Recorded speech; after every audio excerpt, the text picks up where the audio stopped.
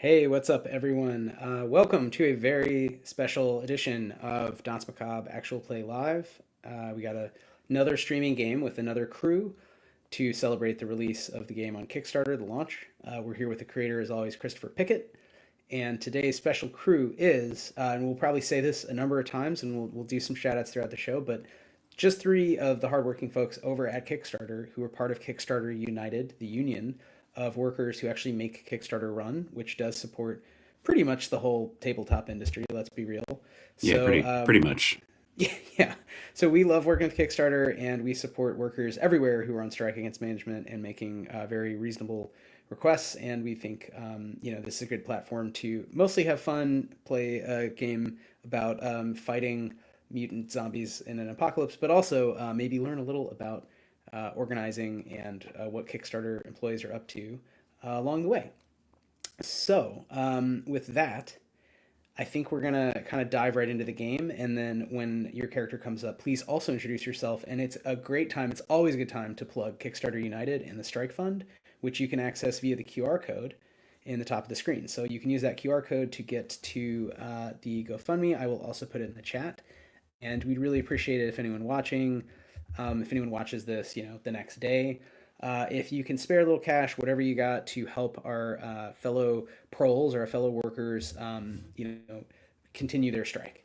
So with that, we're going to start playing. But if you hear plugs throughout, that's a feature, not a flaw. So the year is 1390 CE. We sort of imagine a camera panning over a great medieval city, vast, once full during Roman times, then depopulated, and now full again because it's been 30 years of an apocalypse of sorts, a revelation, a new world in which the dead no longer stay dead. They rise again with mutations, and eventually, after too many deaths, lose their minds and become ravenous demoniacs. So, in this new world, in this new order, several things about history have sort of changed, and one of them is that Constantinople, the queen of cities, the largest city in sort of Eastern Europe, Western Asia, is now jointly ruled by the Ottoman Turks, who might have conquered it otherwise, and by a rump state of Greek Byzantines. They call themselves Romans, but they speak Greek, and they have together a diarchy, a dual crown that is divided up among sections of the city between the Ottoman nobles, the Timariot, and the Byzantine nobility. As we sort of zoom down, we're headed into the western part of the city where the Timariot, the Ottoman nobles, have their palaces. This is more rural, this sort of urban farms. And the recently resettled Ottoman refugees and military who fought against the ravenous hordes, the demoniacs, at the beginning of the abandonment when no one really knew what the hell was going on. Today, we're zooming into the palace of one of these nobles, and we see that there are three travelers, three pilgrims, as they're called, who have brands on their necks. They've been branded, they have been accused and found guilty of crimes by the dual churches, the Canticum Aeternum of the Byzantines and the Ulema of the Ottomans. And they are here to report for duty as pilgrims to undertake a quest. This will give them penance in the eyes of their god, and it will also legally allow them to rejoin the city and be citizens in good standing, conduct business, travel, etc. So as you enter beyond the walls, there's many janissaries about, and many just servants. You enter a courtyard with a beautiful fountain, and seated along the edge of the fountain on a bench, a big marble bench, is a 60-year-old man, not terribly tall, but in very good shape. Somewhat stout, just as he's getting older. It's just dense. Who looks very neat. He's trimmed robes, nothing too ostentatious, but he's clearly rich. And this is Kara Mustafa Pasha, the Pasha, the Timariot, who rules one of the areas within Western Constantinople that was taken by the Ottomans as the diarchy was forged, as this kind of new peace was found against the zombies. And he has summoned you here for your quest. Who has he summoned? And you can tell us what your character looks like. Again, feel free to introduce yourself and say something cool about Kickstarter United. I'm just going to call on Zan. Do you want to kick it off and then call on somebody else when you're done? So who's our first pilgrim that we sort of pan and see? Sure, yeah. I'm Zan, part of Kickstarter United. I'm usually a software engineer at Kickstarter, but tonight I'm Alexios Bazasili, the owner of Bazasili's Softwares, purveyor of the finest wools, silks, and soft cheeses this side of the Bosphorus. I am a pot-bellied, middle-aged merchant, very cutthroat, very ambitious. I have perhaps too many garments on, like I'm a walking kind of advertisement for my own goods. They're just like draped from my shoulders and my back and my arms. Great. And do we see any visible maleficia mutations, or do you look, at least to the naked eye, like a human who's not died and come back from the dead? So you might see some vomit that's like dribbling down from my cheeks and my chin, and there's some steam coming off it, like it's perhaps a little bit acidic. I have in fact died, but my maleficia is not incredibly visible at the moment outside of that one sign. Excellent. Just a little dangerous vomit dribble, just a typical character thing in a role playing game. Who do we see next aside Alexios? I think let's go with Teddy's character. Yeah. I am Teddy, also a software engineer with Kickstarter. Tonight I'm Murad. I'm a peasant man. I worked under Alexios, doing some various tasks for him, and I'm generally like pretty skinny, not necessarily like well fed as it goes, as the peasantry go, you know.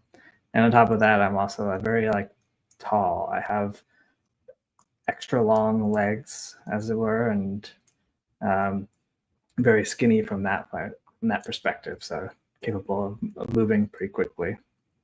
And I'm sort of dressed just in very basic, raggedy clothes. I haven't been able to maintain my clothes very well, but you know, they're well loved.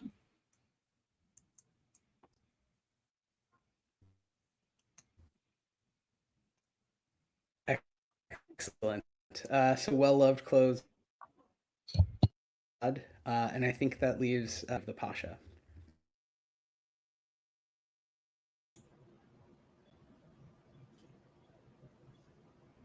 All right.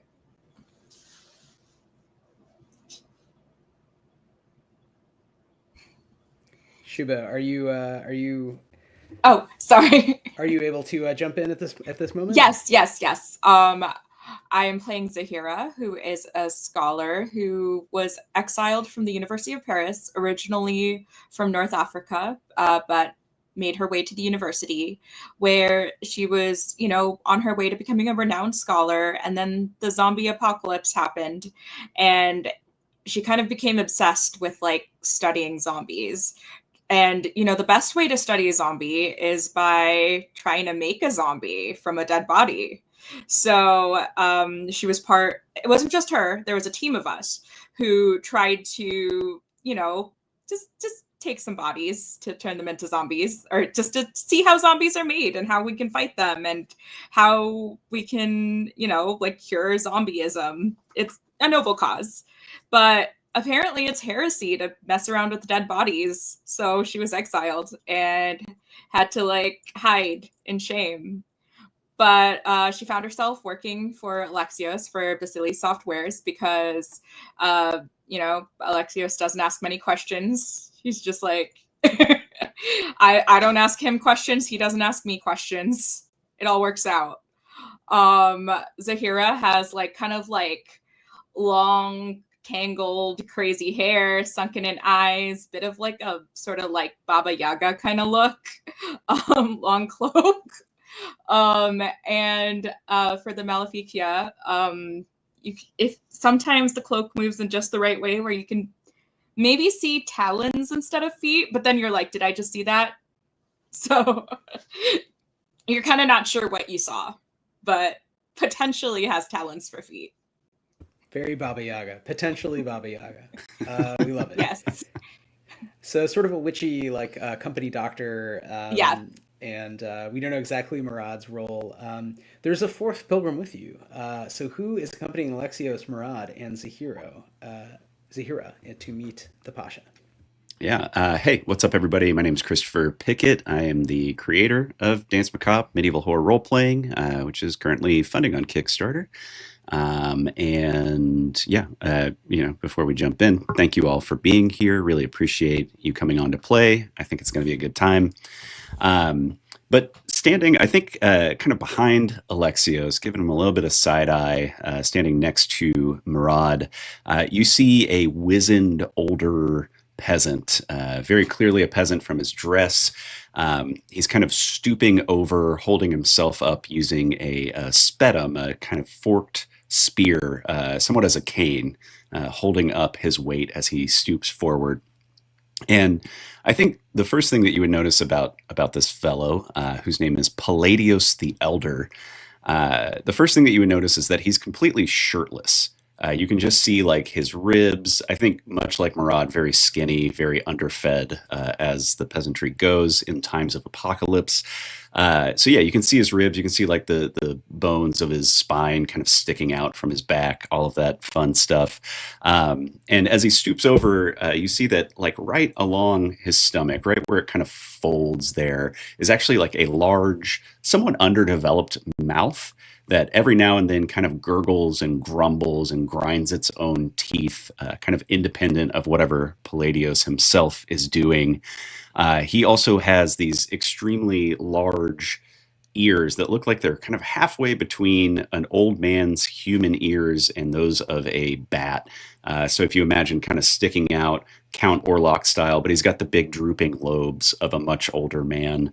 Yeah, that's Palladios. He's a peasant. He was working as a porter at the docks, also technically working for Alexios for the soft wares company, until he was accused of stealing a shipment of wool, at which time he was snatched up by the Canticum Aeternum and forced into pilgrimage as a conscript. Yeah, and at this point, you all are waved to sit by one of the janissaries accompanying you, on a bench, kind of accompanying. If you imagine these four benches around this circular fountain with this beautiful geometric pattern of blue and white tile, and it's a little bit of a burble. You are seated next to this older fellow who's eating lunch and reading a book, and he's sort of ignoring you. He's reading a small, beautiful little book. And not until you're all seated will he address you. And at that point, he'll look at you all and then put the book away neatly, put the cheese away. Maybe he even has actually outdoors, like sitting on it like a pillow, one of the textile-based, one of the things from Bassasili soft wares. He's got like a little sitting carpet, basically, that you would have sold. And maybe Alexios, you at least, or maybe you and Murad noticed that. Oh, he bought one of ours. And the Pasha turns and is suddenly very serious and just jumps right in. So he's a military man. He's retired, but he is, you never really retire, especially when you're appointed to basically governor of a district of the largest city in Western Asia. And so he says, "Pilgrims, I've chosen you for very obvious reasons. I have a very delicate matter that I need someone to attend to, and you all need penance. You need to do something for the city. If you do this for me, you will be well in the clear. I will also see to it you are paid a little, some akçe, some silver coins for your troubles. You don't really have much of a choice, but I also think you are probably the right people for the job." And that to him, this seems perfectly obvious. He doesn't explain why. He needed a Baba Yaga with chicken feet, an old guy with a spear and a mouth on a stomach, and two sort of younger, this kind of merchant, and then a peasant with some bony spikes and an axe. But that's, he has all sorts of strategies happening.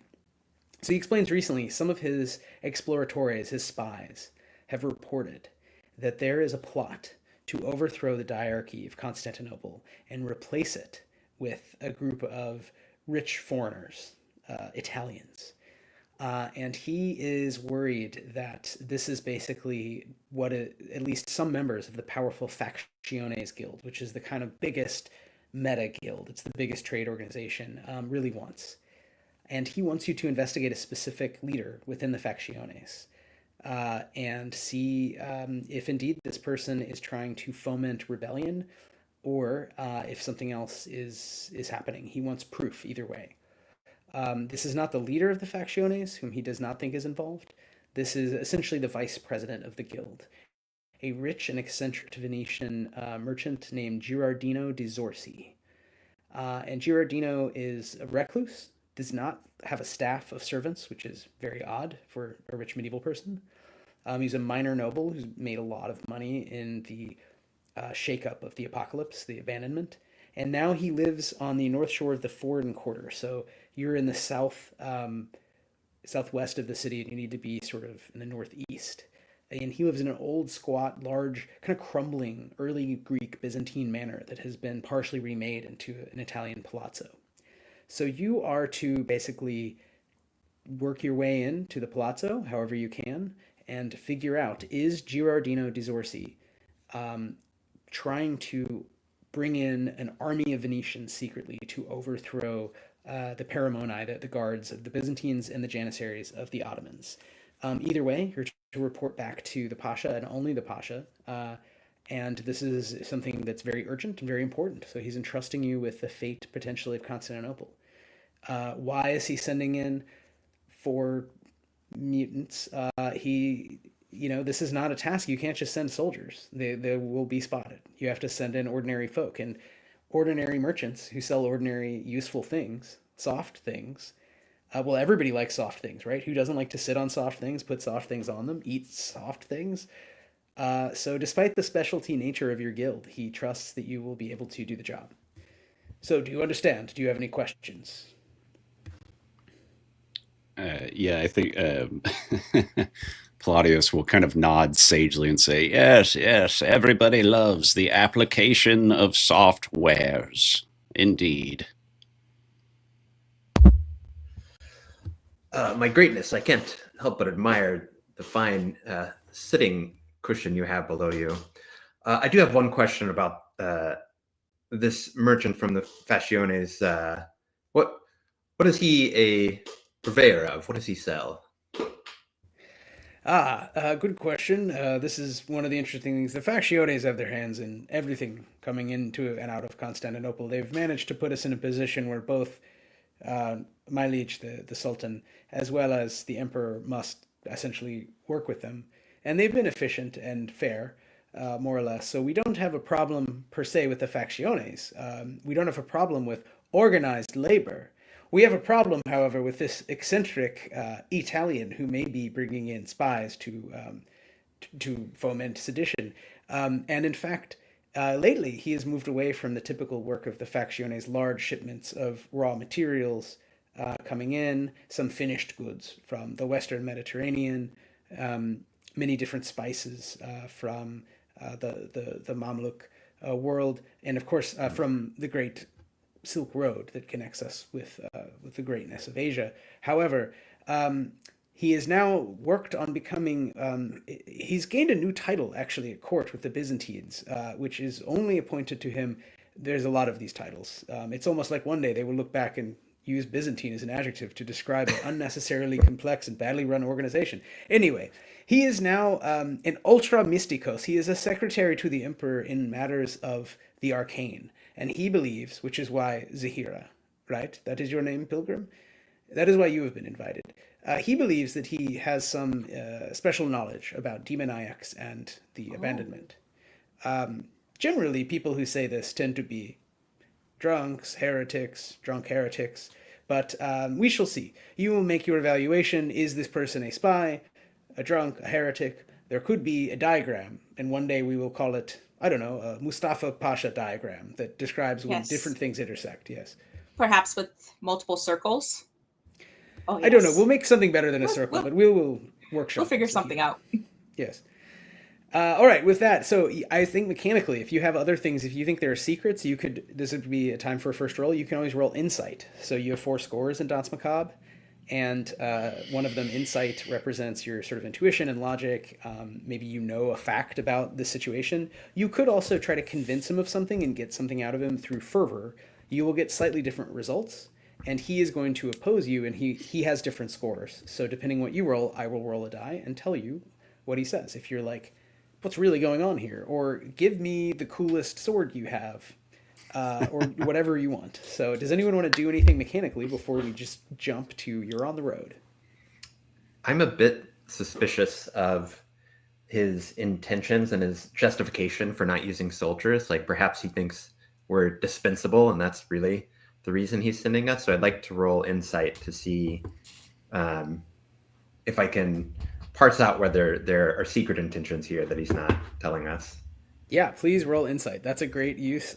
If you don't get a 1, I will tell you, well, I'll tell you anyway, he thinks you're dispensable for sure. But roll it and let me know if you get a 1, because then it's really funny and you're pretty convinced that he's a great guy. I got a 7. Great. He got a 2 to sort of try. So it's very transparent. He is essentially a general, a military governor.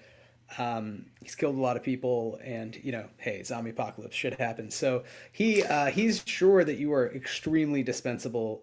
You happen to fit the bill of someone who has some kind of dealings, right? You've worked with the facciones. It's everyone with any kind of sort of commercial enterprise has worked with the Facciones Guild. You might know Dizorsi. That could be a separate insight roll. But in the reason he's chosen you specifically, Alexios, is you are a highly dispensable petty merchant whom he can send into danger, and you might be received by this more powerful merchant. And yes, he's posting on LinkedIn.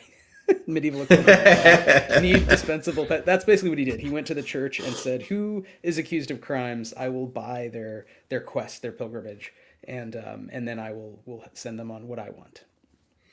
Okay, so deducing that he considered us dispensable, I think I'd like to try to persuade him to send us with maybe some guards or just some kind of help to keep us protected. Great. That's a fervor check. It's a great idea. And he's going to resist out of, why not? He doesn't like being told what to do by mere burgers. But yes, roll for it. Okay. I rolled a 3. Do you want to burn grit to boost this roll? Do you think it's important enough to boost?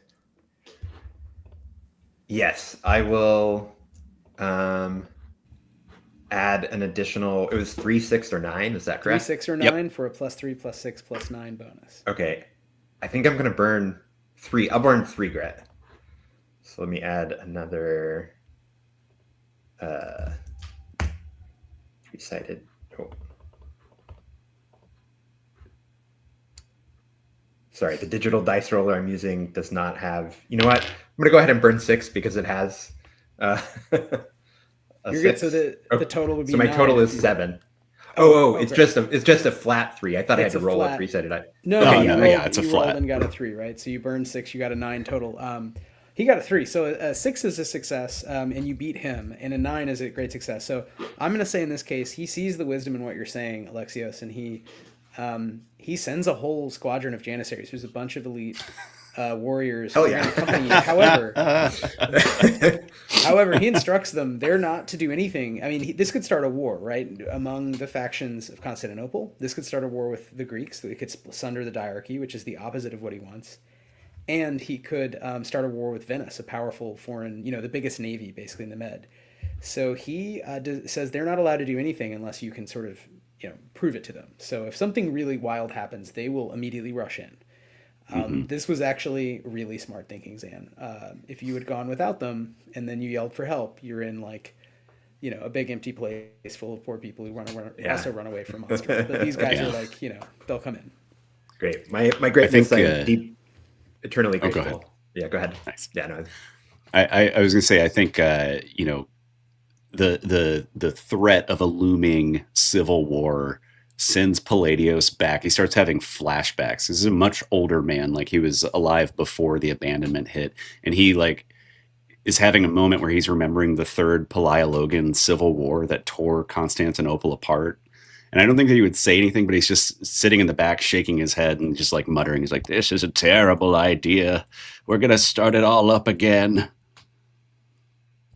Love a flashback to another, civil war among the Greeks. One of 3 in the 14th century. Just fun history tidbit. Who could have imagined that corrupt revanchist government would have Who'd have thought? eventually squandered all their wealth and been taken over by someone else? As if, anyway, that has no parallels whatsoever in our time. Right? No.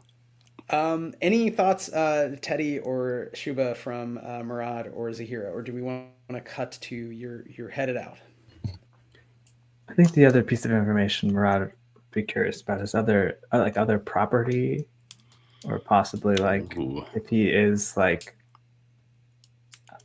if he is bringing people in or whatever it would be, there might be somewhere else. Is there like somewhere else we could look to find evidence of that? Great. Roll insight. Okay.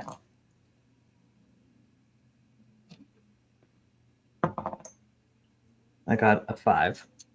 A 5. Okay, maybe you haven't been there in person, but I think Alexios and you have had dealings with the Factiones and with Dizorsi generally, and you know that his estate is very large. It's very old, and he hasn't really maintained it well. He has, on a 5, you don't know any specifics, but you know that it Constantinople's on a hill, and on sort of any side there's water. And if you sort of are at the end of the hill, you're just like sloping into the water. So it's sort of on a cliff, and there's there's a few old buildings that go all the way back to Roman times, and those have not been kind of redone or modernized. So there's big empty buildings that he could use easily on his own estate. So while he could use Factiones buildings down in the harbor, it's more likely if he was doing something secretive, he would just do it on his own manner, basically. And you said that was in the foreign quarter, right? Yes, it's on the north edge of the foreign quarter, right on the Golden Horn. So it's sort of right on the cliff going down to the Golden Horn. Gotcha. Nice. So, Zahira, you are ready to lead these Yes. other pilgrims and report back. And Yes, I'm ready. if you learn any secrets, you can debate them with the ulema, and if they're not heretical, blah blah blah. You know how it works. You can't do a heresy. Yeah. I care Been more through about that the military already. strategy. Yes. But anyway, he blesses you, and sort of looks at the others, and good luck. And he goes back to reading his book and eating his lunch, and you are escorted the fuck out of the palace. We're gonna cut to the streets of Constantinople. Look, here's a little map. This is a draft map by Christopher Pickett, who's in the game right now. Whoa. Based on Oh my lots of God. research. You don't have to know anything. So we're starting down in G in the middle. So that's the Exacionion Tamari. And we're going up to I, the foreign quarter. And we're going some sort of like middle of G to very, very top of I, along this big east-west road called the Meze that links all the big forums, all the main sort of public places east-west in Constantinople. So you're just traveling around the Meze. And the way we're going to do this is a straight up old fashioned, will there be a random encounter or not? Let's find out. Someone is going to make, one of you, an insight check for a special check called Navigate. And basically, depending on how you do on this roll, something may or may not happen on the way to the foreign quarter. Who wants to be in charge of navigating and looking out for, other factions, just muggers, basically, Over the table talk, I will say I have a very bad insight score, so somebody else should definitely take this one. I've got all right. Go ahead. Yeah, mine's also all right. Yeah. I would say mine's bad. Okay, maybe I'll do it. Yeah, you should do it, been on Teddy. the- I've been on the Yeah, streets. Teddy, what does Murad find?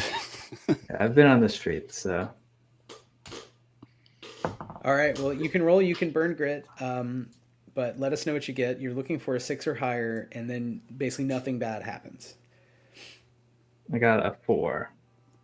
Okay. Do you want to burn 3 grit, or do you want to accept whatever a 4 means? So not disaster, but not great. Yeah, I think I'll burn the grit. Give us Okay. a good start. So I'll burn 3 grit. Great. I think maybe Teddy, you can describe how Murad does this. You see that there's a group of paramoni of Byzantine soldiers who are basically the city guard, but they're pretty corrupt. They're sort of their own faction, and they're definitely following you. Like as soon as they shouldn't even be here. The Janissaries should be patrolling the West, but they are basically here to follow you and figure out on behalf of some other faction, what the Pasha wants you to do. And you tell me, how do you get out of this by burning that grit? Yeah, I think for Murad, he's used to being on the streets. So he's got a couple contacts, a couple of folks who are either like beggars or also out on the street. I think one of them sort of tips his hat towards Murad to sort of indicate like, hey, you got a tail. And so I think he'll sort of just like indicate to the other guys, like a little nod of his head to like duck down an alleyway and make her way sort of around. Nice. Excellent. Love a tip from a friend. So a comrade, a colleague, tips you off, and you avoid getting picked up by the Paramoni, and you travel through the crowds of the Maze. It's goes from early morning to mid morning. As you travel on the map here from G to basically, you can go straight to I, but you're going up and east into more Greek-speaking Constantinople. But of course, there's people everywhere speaking Turkish and Greek, and often now a patois both. Many people are speaking Armenian and other languages besides Bulgar and what will be sort of Russian and Ukrainian. You're going through markets, and there are people around.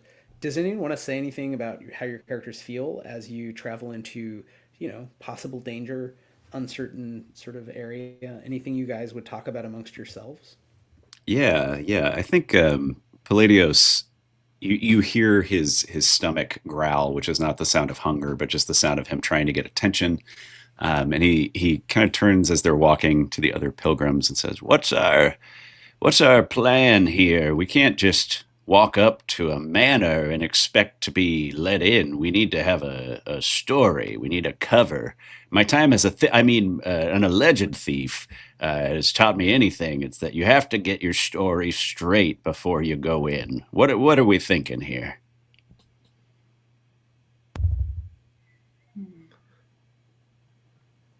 Perhaps we could indicate we have a trade deal to discuss. Oh, yeah, we could play that angle. Yes, we can present our wares. I mean, who doesn't want to buy soft wares? We have soft cheeses. We have soft blankets. We have soft rugs. Many soft wares that may interest them. Do we have access to these soft wares, or were they confiscated when we were all arrested? Yes, no, I have not had access to my wares. They're being held by the Pasha at the moment. That's how we got that pillow. Yes. Yeah, exactly. I didn't recall him coming to the shop. Also, when you talk about your alleged thievery, let's not forget that you, in fact, did steal some of my wares. Well, let's not forget that you, in fact, murdered me in cold blood.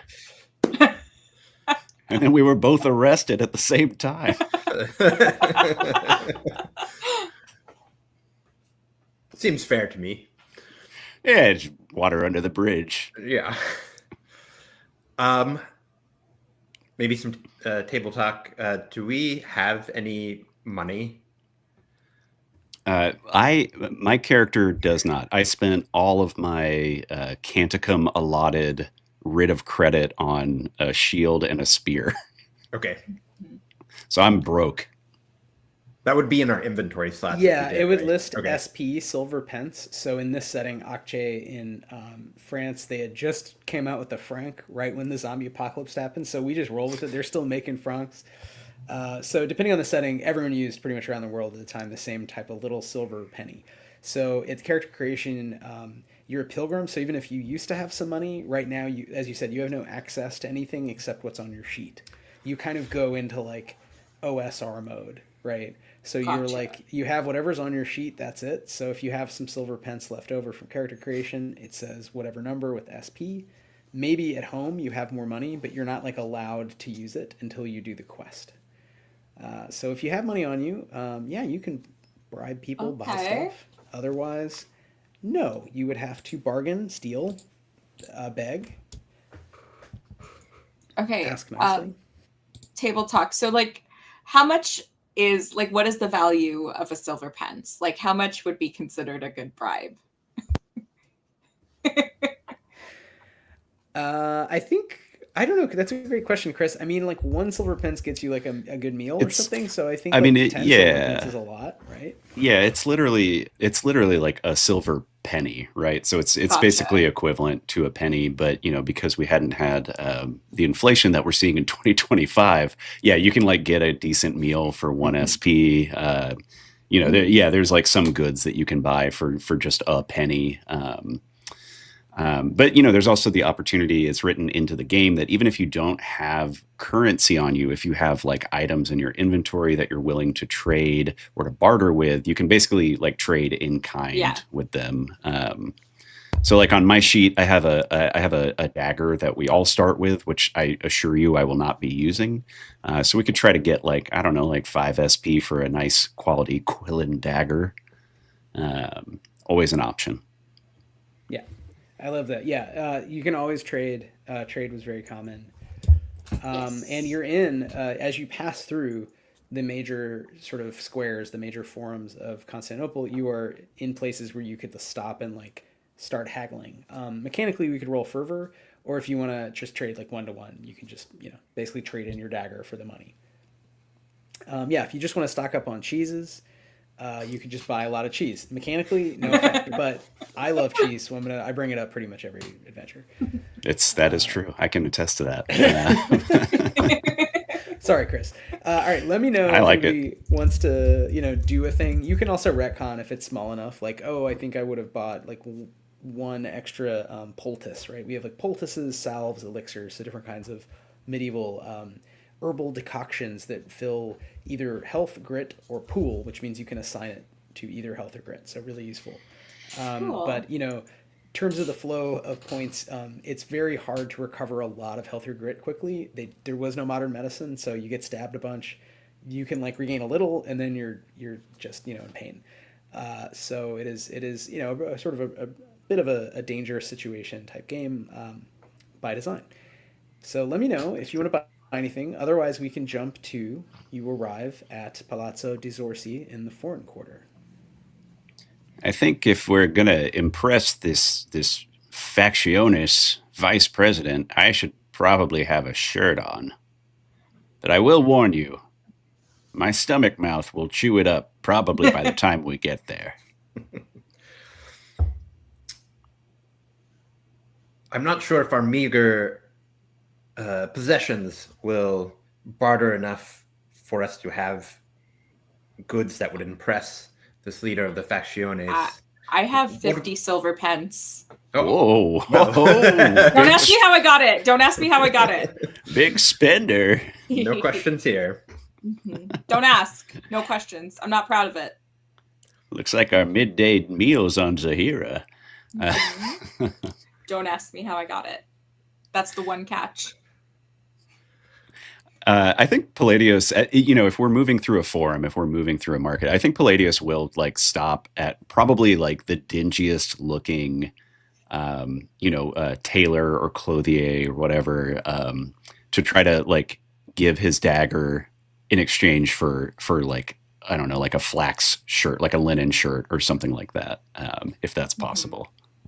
Yeah, ironically, even though you're traveling with textile importers, you stop at a different mercer, a different, textile seller, and maybe you tell me, Zan, does Alexios just like stink eye the entire interaction, just like under this entire move is out of spite, I will say. Yeah, definitely. We've called it water under the bridge, but there's still some disdain. Yeah. Between us.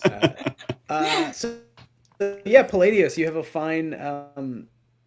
You have a fine dyed linen shirt from Flanders. The merchant's very happy to have this dangerous weapon that can pierce armor that ignore danger. All right. Can I stop by an apothecary and see if I absolutely, yeah. Okay, so I already have some poultices on me, but I want to see if I can get some stuff to regain grit, because I feel like we're going to be spending a lot of grit. And then You find Yeah. an apothecary who will sell you basically whatever you want. But as soon as she sees your coin purse, she, almost channeling like the voices of others from beyond, asks, "How did you get so much coins? How are you so rich?" I hiss at her and then flash a little bit of Talon. And I said, like, don't ask questions, just take the money. It's like a Victorian with ankles. You're just like, eh?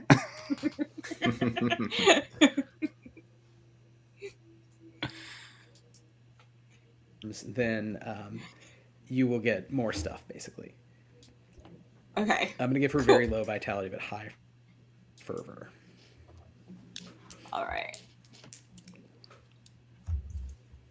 Sorry, I missed that last.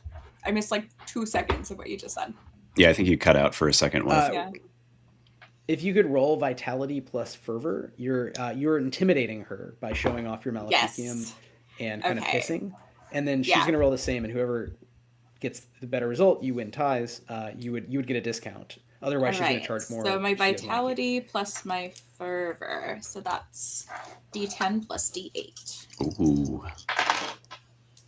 Ooh. Okay, so I got 14. 14. Excellent. I got a 4. So you beat, she just folds 4 easily.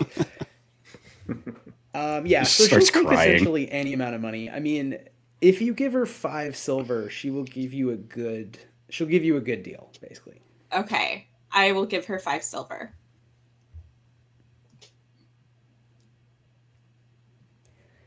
She gives you a Theriac Poultice, which is serpent blood, and this will let you can consume it and regain D4 pool. So you can put that in health or grit. And if you want to buy more than that, just tell me how many you're buying, multiples of 5. And she'll give you, so for the 5 silver pieces, I got one of them. How many do I add to my inventory? I'll just have per his. How many do you want to buy? It's 5 per poultice. So she'll sell you 5 a per bunch, poultice. But, I think I'll just get one for now. Okay. Okay. Then you have one. You got a huge discount, an enormous discount. But this is, the height of medicine: crushed up snake parts and herbs. Gotcha. Maybe a little addictive. Let's find out. All right. Having traded a dagger for a shirt, picked up a poultice, terrified somebody, maybe some stink eye happening. I believe you've now passed through along the Meze, passed through the big forums, and you are at the Palazzo di Zorsi in the Foreign Quarter.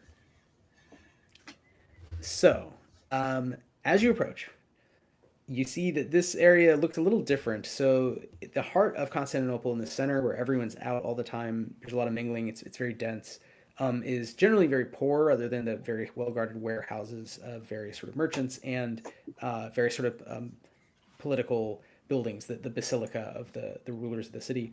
In the east, there are the rich palaces of the Greeks, the Byzantines. And in the west, you have these kind of more like farm manors that the Ottomans have set up that are very rich and well apportioned. You're going toward this sort of north, empty-ish sort of district where there's a lot of people who are not Greek or Ottoman, and they've kind of set up their own little houses, often kind of living together depending why they arrived together. In this case, there's just one merchant who seems to live alone, and he has a very large estate. So there's low walls. It's kind of squarish. And in the middle of the front wall, there's a little gatehouse. And you tell me, how do you approach? Let's say it's around 11:30 in the morning. And you are at the palazzo. I was thinking, should we take a stroll around the perimeter? Just look for anything we can see from the outside, or gaps in the wall, maybe, to sneak in and then make our way back around to the front. Yeah, like a casual walkabout, just doing a little stroll. No big deal, nothing to see here. Yeah, just casual stroll around the palazzo. Yeah, I think that sounds good. And then when we're ready to go inside, I think Alexios and Zahira should probably imagine I'm doing an old man voice. Alexios and Zahira should probably lead the charge. Maybe Murad, you and I, we've been coworkers in the past. We've worked together on the docks, porting, Yes, taking quite. things back and forth, to and fro. They're going to see us for what we are, which is peasants. And if you look down, you see this like fine dyed linen shirt, just has like a big wet mark right on the stomach. You can just tell that like the mouth has been slobbering inside of it. He's like, I mean, I can't do anything about that. But yeah, let's take a stroll. Let's do a walkabout. Excellent. Are you? Is anyone trying to sneak, or are you just acting casual? We're meant to be here, just doing our job, walking around. We're just confidence. Yeah. Yeah. Casual. Swagger. Yeah. We're just like, yeah. what do you mean? Like, of course we're allowed to be here. Yeah. Why Roll for wouldn't we? swag. be? Why wouldn't we? Roll for Great. swag. Then, so instead of rolling for swag, roll insight as you sort of inspect. And I'll tell you, you can go kind of two directions, but either way, you're sort of stopped by the fact that it's kind of built into a cliff that is going down into the Golden Horn, into the river. All right. Who's rolling? I think everyone. I think we all All of us? can for this Okay. one. Yeah, if we're all keeping our head Cool. on a swivel. What was the attribute? Insight. Insight? So you Okay. can look it up. Cool. I I got got a- 5. I also got a 5. Okay. Mine was I a got 2. 5 as well. 3 5s and a 2. Okay. Hell Sounds like yeah. a 5 for the. Sorry. On a 5, you can tell that it would not be hard to find a place to jump over the walls. They've fallen down enough. These are 1,000 years old. I mean, they're Roman walls. They're not that tall. This is not meant to repel an army. This is about essentially gangs of toughs among other nobles back in the days of like betting on the hippodrome, like essentially weird like soccer hooliganism, but with horse races that was used politically. So you can like jump over the walls at any point. There's a main house that's pretty big, squarish with a dome, which meant that it was a house for a noble. And it goes kind of far back. So that's kind of more rectilinear, whereas the whole layout is kind of squarish. And in the back of the back, there isn't really a fourth wall. There is instead basically little like gate towers and then sort of a fence that just goes down the cliff kind of unevenly. And there's little old trees and the landscape's changed a little. There's a little walkway and there's a 6-story tower. And the tower is pretty far down. It's like on the riverbank. So it's sort of, its top is like at almost the same level as the house. It's like maybe a little bit higher. But you can't really see it from the street. It's not like a grand tower of like the Hagia Sophia. It's just like, an old Roman tower. It's kind of squat looking, kind of like a lighthouse, but it wasn't a lighthouse necessarily. And also next to that would be like what looks like maybe a warehouse or boathouse. You can kind of see there's like a little rectangular building. So there's sort of 3 buildings, like a big main house, a tower, and a boathouse. In addition, there's the walls, and the walls have little gate houses. They're not even really houses. They're just kind of rooms in the wall where a soldier or somebody could sort of post up at each of the corners and the main gate. You don't see anyone or hear anyone on a 5. Maybe there's some birds. Imagine insert appropriate bird for Constantinople milling about. And definitely some cats. Look, there's cats. We know there's cats. Cats are meowing. You don't have to roll to pet a cat. You just pet a cat. Ooh! I pet a cat. Okay, great. You die. No. That's right. The cat's nice. The cat's nice. You can track the plague from an ectoparasite and die. This is the Oregon Trail version. That's okay. You'll come back to life in a few hours. It's fine. It Yeah, cancels just it have to out. wait a little bit. What's the thing they have in the amoeba in their blood that makes our brains love cats? I don't know, whatever. The Oh, toxoplasmosis. Toxoplasmosis, yeah. Yeah. Great. Roll vitality to resist becoming a cat person. All right. What do you want to do at the palazzo? Well, Besides friends, pet a cat. yeah, spend a half hour petting cats, and then we'll get back to the mission. Seems like a good use of time to me. It's mid-morning. We've got all day. Well, friends, I can conceive of 2 ways to approach this. We could go through the front door and try diplomacy. We could try to sneak down to the tower or that warehouse down there. If there is something fishy going on, it's almost certainly happening by the water. Yes, I don't hesitate to suggest splitting the party, but would it make sense for Alexios, you and Zahira to perhaps go through the front door and distract our merchant friend, while Palladios and I make our way around the back? I see the wisdom in that. Yeah. Zahira, Palladios. Yeah. I don't think Great. any harm can come from splitting the party. This never goes poorly in any form of media I've ever seen. Any of the chansons de geste I've ever heard from south of France. No. Anytime they split the No. party, it goes well. Cut to Palladios. Divide drunk and with- conquer, as they say. Yeah. Palladios is listening to a chanson de geste, and just when they get to the part about never splitting the party, Palladios asleep.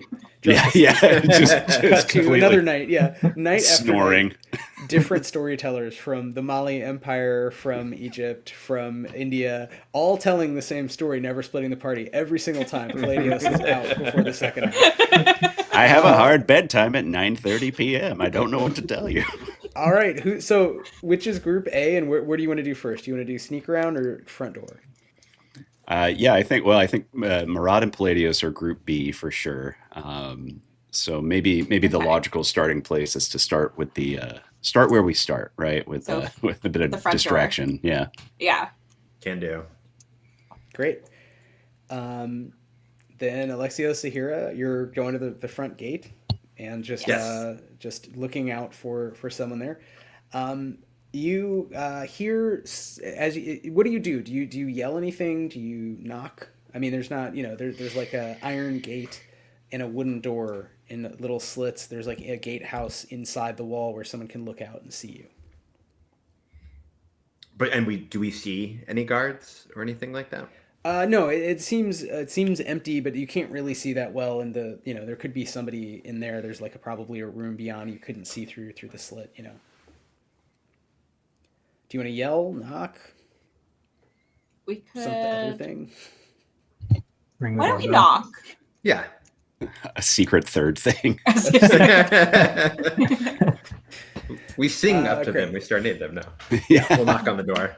Okay, yeah. Use a knocker next to the gate for this purpose. It looks like some whatever the symbol of Venice is. I assume it's an eagle. I think all these cities we're fighting over the legacy of like eagles and Rome and stuff, but maybe I'm wrong. Maybe it's a fish or something. You knock, and you don't hear anything at first, and then you hear wild, frantic running. And it sounds like someone smallish is running up to the door, and you hear sort of out of breath in very thickly accented, Latin accented Greek, someone say, go away. And they sound very young. It's like, go away.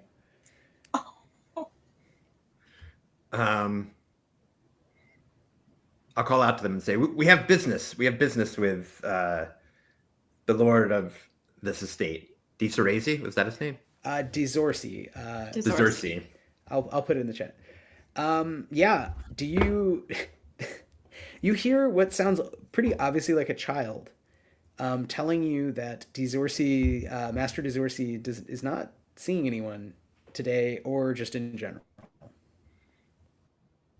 He was expecting us. He's requested us to come. Roll fervor. Okay. And actually, let me ask, Shuba, is Zahira just kind of listening, like trying to figure out what's happening here? Yeah. Then you could roll insight and see if you just sort of pick up on the vibes. Okay. My insight was a d6. Ooh, I got a 6. Excellent. Zan, what did Alexios get on that fervor check? I got a 5. 5? Okay. I mean, the kid, it sounds bored and would like to do what you're saying, but is terrified. I think Zahira, you understand that this is, this is a probably an orphan, like a kid who doesn't have a lot of choice in the matter, who is being sort of paid to just turn people away just indefinitely, and could be punished, also could get in trouble if they disobey. Okay. What if I offer this child a silver pence for letting us in? Yeah, I mean, I think you got a 5 for, let's say the silver pence is kind of a +1. And so the kid sort of pops up, and she sort of is like, you see like a little hand through the slit, which was probably, a murder hole, a murder loop for shooting someone with like a crossbow through a wall, but she just sort of pokes a little tiny hand out. Like an adult hand wouldn't even fit. I drop a little silver pence in her hand, and I'm like, "It was a pleasure doing business with you. Now let us through." You hear kind of giggling and the feet running away. And you don't hear any unlocking of the gate, but you are down that silver pence. Goddamn kid. Murad, do you feel that? That was the feeling of somebody being had. A good feeling for sure. If you want, you could try to lift the gates yourselves, knock it down. You could also, like, say, climb over the walls. You don't hear anything else. You don't hear servants talking beyond. You don't hear a kid reporting to anyone. You don't hear soldiers. It's almost like if you listen really hard, there's just no one in the courtyard. There's no one around other than one orphan who, like, camps out there in return for food. I wonder if now that the orphan ran away, if we could like maybe like pick the lock or bust through the door some other way. Yeah, let's try it. Let's just try to push it open. Let's just try to push it open. Yeah, I mean the door is heavy and it's barred and all that. But I think, like I said, you would realize after a moment you don't need to knock down the door. You could just climb the wall. There's parts where it's falling and you can just find a handhold and go over the wall somewhere that's not. It's like the one place that would be hard to get through. You would need like a battering ram, but any of the rest of it you could just go over the top and it's not a big deal. So we just climb over it. Excellent. You find yourselves in a big empty courtyard. It once was probably full of tents of supplies coming in and out, and sort of encampments. There would be people visiting, some of whom would be like basically like the soldiers would be out here in tents, like in barracks, as opposed to living in the house. And there'd be people washing clothes. You might see remnants of that, like a wooden bucket kind of rotting in a corner, but it's pretty empty. It almost looks like no one lives here. You see that big main house. The house itself looks pretty nice. It's been done up proper. It is an old house. It's that old Roman style where it's just like a box. It's like a gray box with a dome. But it would have an atrium inside, so there'd be like a big sort of sunroof in the middle before the dome. And it has built out in the back like a little sort of tower of what would be a chapel. So it's there's a Christian era addition. It looks nice. It's got a front door that does not look as it's just a normal door. Do you want to walk up? Do you want to knock? What's your vibe? This is, again, I'm sorry, I'm realizing this is just like every D&D story ever. Like, there's a door, then there's another door. This is also realistically kind of what this place would have looked like. So, okay. I think we will knock on the door again, and this time, if an orphan answers, we do not trust her. Door swings open. Oh, it's open, and no one answers. There's no sounds. If you're looking around for the orphan, I mean, you kind of get this sense that she's in the walls. She's like in the gatehouse, and there's maybe like even a passageway through the walls from sort of gatehouse little thing to gatehouse little. So she's like in one corner in a different room, huddled up. But the door just swings open. Yeah, you're looking into the atrium of a very fancy old house that has been redone with nicer sort of inside is like lined with wooden panels, and there's nice carpets, and beyond there's lots of plants, and there's a little water feature. There's like a sort of trough for catching rain, and plenty of little places to sit, little nice kind of stools and little tables, and you don't hear anyone. Again, you don't hear servants. These are actually hard carpets, not a soft carpet. I kind of like kick at the carpet and turn my nose up to it. Not quality carpet. Not. As we walk in, I'm just gonna call out and say, "Hello, hello. Is anyone home?" Great. How loud are you when are you like like you just said, or are you like really making a big deal? No. I'm as loud as I can be. I'm used to making my presence known when I walk into a Great. space. Then you hear sort of slow footsteps coming towards you through the back of the house. And at that, why don't we jump to the other side of the Scooby-Doo team? Where are Palladios and Murad? I think we want to go for the tower, right? So Yeah. whatever portion of the wall is closest to the tower to make our way down that way. Yeah.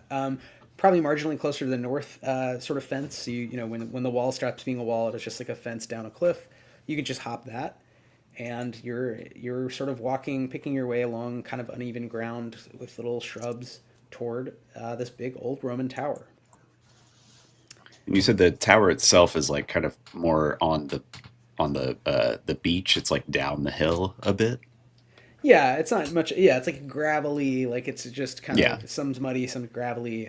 Not necessarily like a great place to do beachy activities, but it's a nice place to launch a little boat. And there are steps leading from the tower up to the back of the house, so you can kind of walk over the steps and just walk down. Unless again you're trying to sneak, it'd be a little hard to sneak around noon with like shrubs that are 3 feet high. Like it'd be real Metal Gear action to like hide in them. But you Yeah. tell me what the Yeah, vibe it's a good is. thing I brought my cardboard box. Yeah, I actually stopped myself from making a Metal Gear Solid joke earlier. I was like, it's time to gear our metals. Oh, that's funny though, Chris, to say it that way. Yeah, I mean, I think, yeah, if we are like within the walls of the estate, if we're picking our way down this hill, I think it would probably behoove us to try to be sneaky about it, or at least like, Yeah, a little bit at least. keep our heads on a swivel, Okay. for sure. Why don't you roll finesse if you're trying to be sneaky? Normally you need a 6 or higher. I'm going to say you need a 7 or higher to really sneak to the tower without, if there's anyone around, them seeing you. Yeah, fair enough. And let me know I'm if you want gonna to burn any grit. burn 3 grit. Yeah, me too. Seems Going like down the time to for it. Oh man, I'm glad I burned 3 grit. So I rolled a 4 plus 3 is 7. I also rolled a 4. Yo, Plus 3 is 7. Nice. peasant. We like slap hands in the air. We're like peasant Yeah. bros. Woo. The old and young peasant bros make their way down to the tower, maybe somehow near the old heavy wood and sort of ashlar, just flat stone stairs, but not on them because you'd be very visible. So somehow you're in sort of like grass. Maybe you have like a impromptu ghillie suit you've made out of, you just like both pick up a shrub and put it on top of you. You make it down invisible to the tower, and the tower, there's something strange about it right away. You can smell very strong, pungent, acidic aromas that are very odd. It's not something that you would normally smell just walking around the streets of Constantinople, sort of chemically. And you also do hear soft scuttling sounds from way up. The tower's 6 stories, and it sounds like it's coming from the top movement. And that's and there is no door. There's just an opening for a door, but the door is long since gone. So if you kind of peek in, you see there's stairs down and stairs up. Oh, it goes underground. Yeah. My. Yeah, I don't know, Teddy. What do you think? Should we? So we hear this sound. It doesn't seem like anybody is in kind of the first floor of this tower, right? But we hear a sound from above us. Should we go investigate? Should we report back? What's your thinking?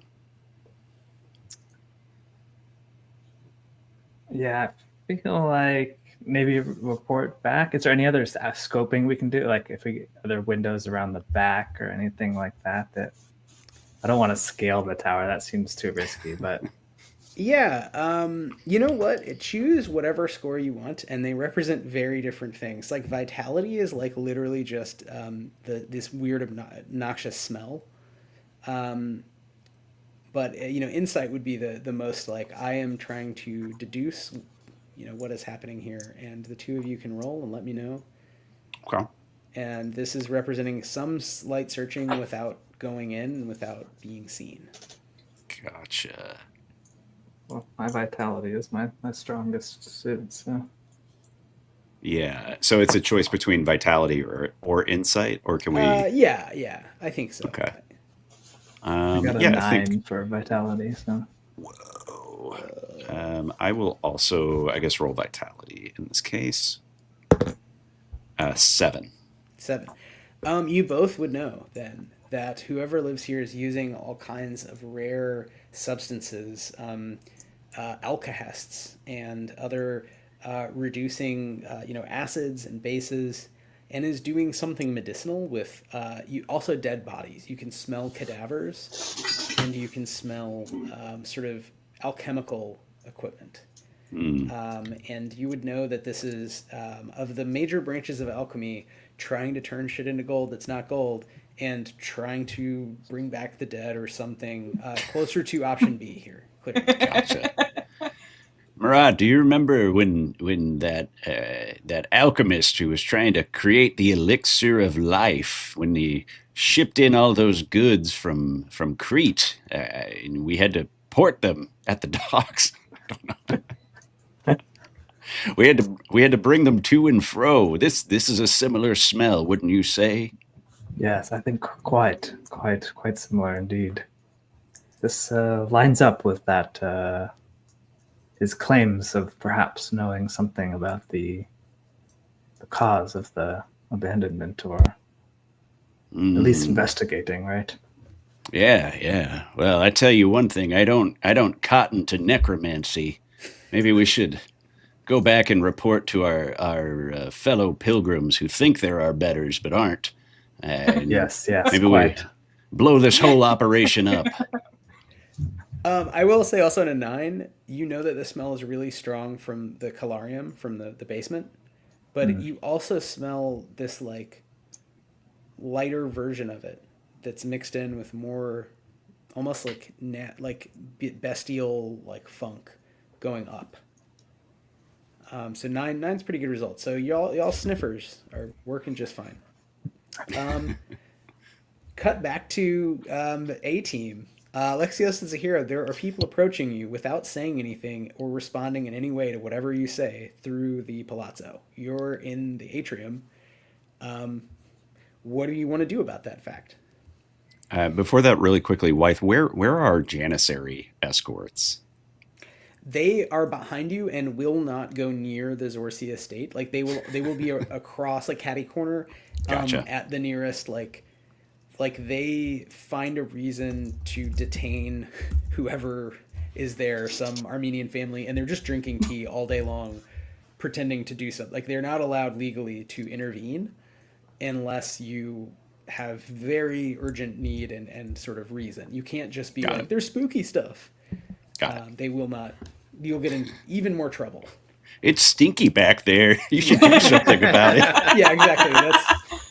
These are seasoned veteran soldiers who like only do what the Pasha says. They're not gonna like come out unless you sort of have a better. But if you want to lie to them or something, I guess realistically, like they're just guys, right? So you tell me. They're across the street.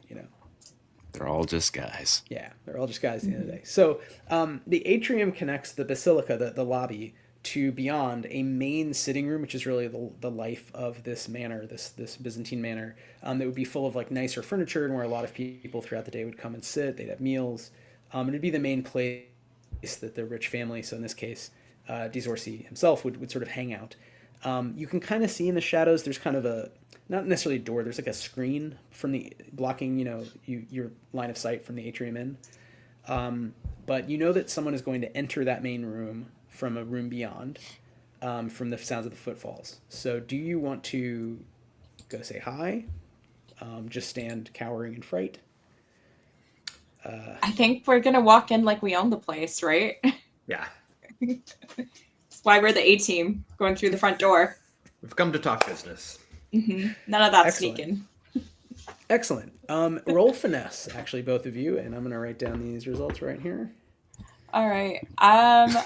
I get a +1 bonus to all finesse checks for movement. So That would count, yeah. yeah. That's a 6 with my +1. 6 with a +1. Okay, great. And Zan? And I rolled a 4. 4. Okay. So you walk in, and I think maybe you're having this pep talk is the sense I get to each other about how you're important. You're like a professor of university or something. Alexios is an important small business person, like. And as you're saying that, you see a line of multiple young men and women in foreign dress. They're dressed like well-off Italians. And they don't look so good. They have, one of them has like a hyena-like maw. A couple of them have sort of horns or antlers. And they're sort of dragging parts. And they all are missing at random, basically, either an arm or a leg. And so the ones with one leg are hopping. So there's a line of 6 of them coming towards you. They all also are missing their tongues. So they're not even making noise other than the hop or the sort of schlep. A couple have like an octopus arm. They're making their way towards you in a line, not saying anything, not responding to your like, I own the place, I am a rich merchant appeals.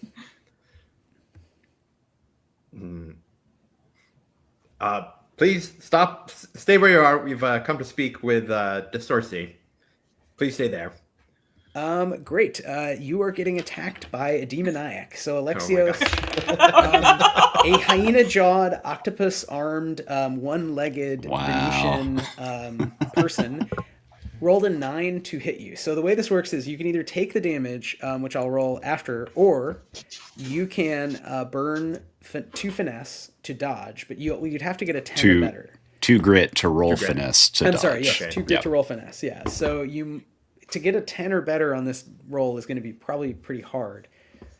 So you might have just got bit in the face by a hyena guy while you were talking to him about trade.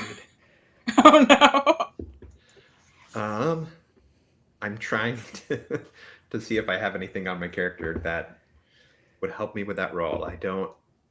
So I'd have to burn 2 grit to even try to dodge. To even try, yeah. So depending what they roll, like if they rolled a 2 to hit, then it's very likely you would dodge. But in this case, guy rolled a 9. Like he just lunges, like huge jump right at you as you're talking. I'll take the damage. I don't think Alexios is like used to this level of combat, so just blindsided. Yeah. It's 9 damage as this guy tears, like bites your face with his hyena jaw, and is kind of slapping you with the octopus arm and with a human arm kind of hugging you. It's real awkward. He's very bad footing, so he sort of does a one-legged leap.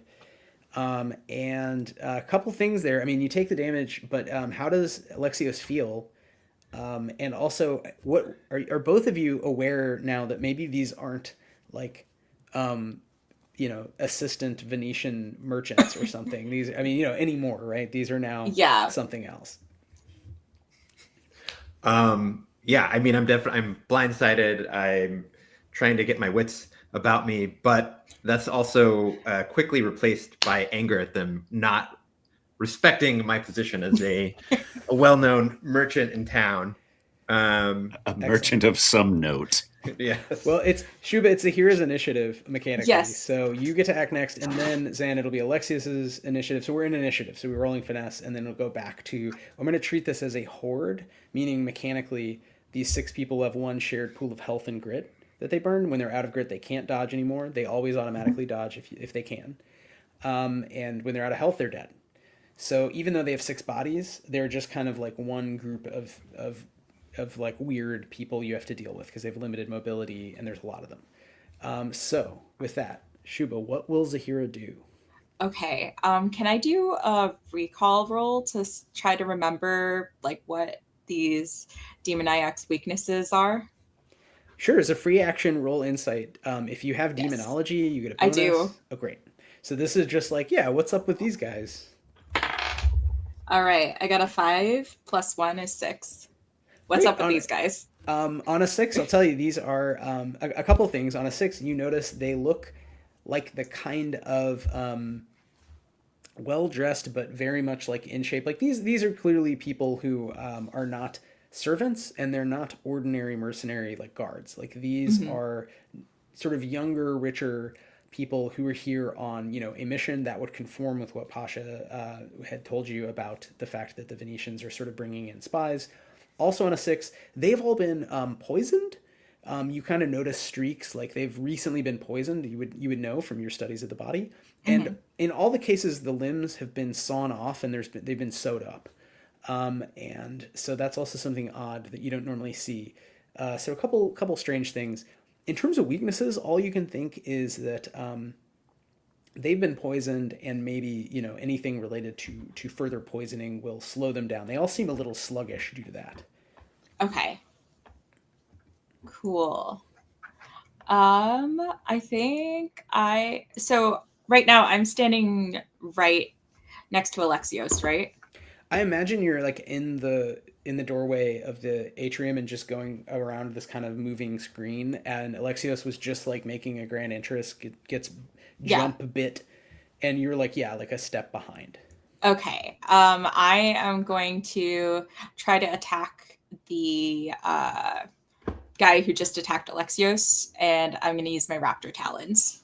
Excellent. So I believe, is that vitality or finesse, Chris? Do you know off the top of your head? Does it say on the sheet to attack? It says finesse attack check. Yeah, it counts. It counts as a blade, so it's a finesse to attack. Like a sword, but it's your hands or your feet rather. Yeah. Your feet, cool. yeah. You get foot swords. Foot swords. Roll for finesse to do some foot sword. Roll for footsies. And then, do I get the hypermobile bonus for this, or is that just not for attack? Remind me again. I think hypermobile is just for movement. Just for movement. Yeah. Okay. That'd be like running away, jumping up and down. Yeah. All right. So just like a straight finesse check. You're rolling finesse. All right. I keep rolling 5s on my d6. Okay. Great. They burn 2 grit and rolled a 2, so they lose some grit and do not dodge you. So you slash into them. So now you're going to roll damage and tell me the total. I'm going to take it out of the board's health. That is a d4 plus my finesse, plus bleed 1. So that is going to be... Okay, so that is a 1 on my d4, a 2 on my d6. So that's 3 damage plus 1 bleed. Okay, great. So I rolled the bleed. They actually are bleeding, so they take another additional damage and another damage next round, basically. So they, you don't really kill any of these demoniacs, but you slash them up good. Mm-hmm. I don't know if you want to add anything to how Zahira attacks with her foot swords. I just kind of like jump up, and then like the cloak kind of like blows in the wind, like almost like wings, and I'm like, ah! And I just like, my talons are just on this guy's face. Great. I love how bestial Zahira is with only having this one maleficium, but you're like hissing at people and cawing like a crow, just like embodying the animal within. It's really good. It's that university training, It's that fancy university training. You jump up and slash. Yeah, you've got the University of Paris sweater on. No, exactly. Zan, it's Alexios's initiative. This might be a real dangerous combat for the two of you on your own, but you're in a little circle of demoniacs trying to kill you. They don't have tongues, so they're all just kind of making like a very dry as they do whatever. So we're fully surrounded. Like we couldn't try to flee. You could try to run. Yeah, you could definitely try to run if you believe that's the move. I'll turn like as if we were going to flee, but I'll take a swing at let's say that there's one in our way. So do I need to take an action to like equip my Morning Star basically? Technically if you weren't holding it, but do you want to say you walked in with the Morning Star? I mean, it's a little aggressive for training negotiations, but well, when they were coming towards me, I had already reached down just in case. It's like a yo-yo or Newton's cradle. It's just a normal thing to be like, Yeah. It's like it's a really big fidget toy that you use. Helps you focus. That's how I intimidate people in trade negotiations. I'm just like swinging around. It's an accessibility accommodation. Yeah. It helps them focus. Exactly. It's medieval times. That could be a thing. So if you're going to attack, you can move 20 feet and attack, but they're going to catch up to you, right? If you want to run away, you can't attack and run away. So to move like 3 times your normal walking speed, you need to just like flat out run for like 10 seconds. I So kind of you- I want to wait because I don't want to leave. I don't want to just like run without Zahira. So I'll take a swing and hopefully try to clear a path so we could maybe flee next turn. Okay, then you're rolling, I believe, vitality with that Morning Star to just. Yeah, it says for damage, and I'm wielding it two-handed. D12 plus D vitality. Right, That is so correct. If you hit, Okay. you'll do a ton of damage because it's just a huge stick with spikes on it. But you do have to roll to attack first. You roll Okay, vitality. okay. They're going to try to dodge. And if you hit, then yeah, you'll inflict a lot of pain on the horde. I rolled a 1. Can I burn grit to change it, or is it just A 1 crit is fail always no a matter failure. what? So Yeah, you a would- 1 you would- A 1 is always a failure. If you burn grit and you still roll a 1, it's kind of like a fail forward thing. So like something still happens, but your intent does not get met, if that makes sense. Yeah. No, I try Yeah. to swing and then I'm like off balance by my own Morning Star. I think on a 1 you realize that the hyena guy you bit you, like their blood, like everything about them is they're so thoroughly poisoned. You also realize they're like sluggish, they've been poisoned. You're like, what's wrong? Like you've got Novocaine. Oh, no. You got bit and you're like, oh, this is rough. It's the Quaalude scene in Wolf of Wall Street with the Morning Star. Yeah. You think you're hitting him and like nothing. It's in real life. You're like, yeah. And you're real slow. I think the Morning Star is just like falling out of your hands on a 1. Okay. It's just like on the ground and you're like doing this at the hyena guy. It's awkward. I will say, with that, the clattering and the loudness, I think Palladios and Murad, you would hear all the way from the back the muffled din of battle. Yeah, as we're like Scooby-Doo running to the front of the property, and we're like, where are the other pilgrims? What's going on? Yeah, we would probably definitely hear a Morning Star being dropped on, like, I'm assuming marble or something. Yeah. You also hear a tween from the shadows asking you for a silver pence. Everybody's just dropping the wall, not paying the tax, like the asshole tax. But yeah, assuming you ignore her, then you're going to join combat. We'll say the next round. Sure. So you can go ahead and roll finesse to determine initiative. I shoved the orphan out of my way. She doesn't go anywhere near you. She's a voice, a voice from the walls. I shout back, "You're not touching my silver," which I have none of. Okay, rolling finesse, correct? Yeah. Child shoving is not a subgenre of the game. Just to be clear, that's a. It's not. No, this is very situation based. It's not baked into the mechanics. Right. I rolled a pitiful 3 on my finesse, so maybe I'm distracted. Yeah, Palladios is distracted by this child crying out and is like, "Go away, child!" and then like slows him up a little bit. If you give me some I money, rolled a 1. Oh, So- wow. We're both distracted. Yeah, I Teddy, actually why is just Murad went. so slow? I just went and gave her a silver. He felt bad. Actually, hold on a sec. Let me just get this. On a We one, don't have since you're- time, Murad. Since you're acting last, Euphronia says that indeed, her master, the vice president of the Factiones Guild and the guildmiter of the Dizorsi Guild in Constantinople, has not been feeling too well, but claims he's never been better. But she knows he's not feeling well because he smells even more strongly than ever. And she doesn't even know the words for it. Like she wants to say of death, but instead she's like of weird. And she assumes he's just been like chugging grappa or whatever, like is just sauced. But he claims he's fine and he sent everyone away. Like everyone, like won't see anyone, except he was waiting on these guys, and they came and they were like nice enough, I guess, but they also must not be feeling well. So she sort of tells you what you will soon find out, which is there might be a bunch of unwell people inside. Sure. And this is why she takes 5 minutes to explain this Exactly, to us. And yeah. then we show up Right. to Things you already like, know. we're here. So meanwhile, in the main convening room of the house, the mob, the horde, attacks Alexios again. They got a 3. So you can dodge this if you want by burning 2 grit and getting a 4 or better on a finesse check. Yeah, I'm gonna take that shot.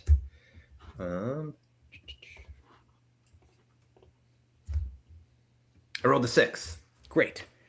So octopus hands slapping at you, hyena jaws snapping. You think you're doing amazing. You're Castlevania in your head, but really you're just kind of walking through them, and they're kind of running into each other, and you're all sort of dancing without you actually suffering any damage in that moment. It's a weird melee. It's the Pulp Fiction thing of people shooting in close quarters and just nobody hits. And there's a strange moment of like, what the fuck was that?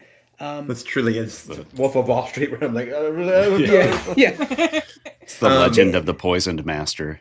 Yeah. They're very stumbly, right? They're falling over each other. Most of them have one leg. So, sorry, go ahead, Zane.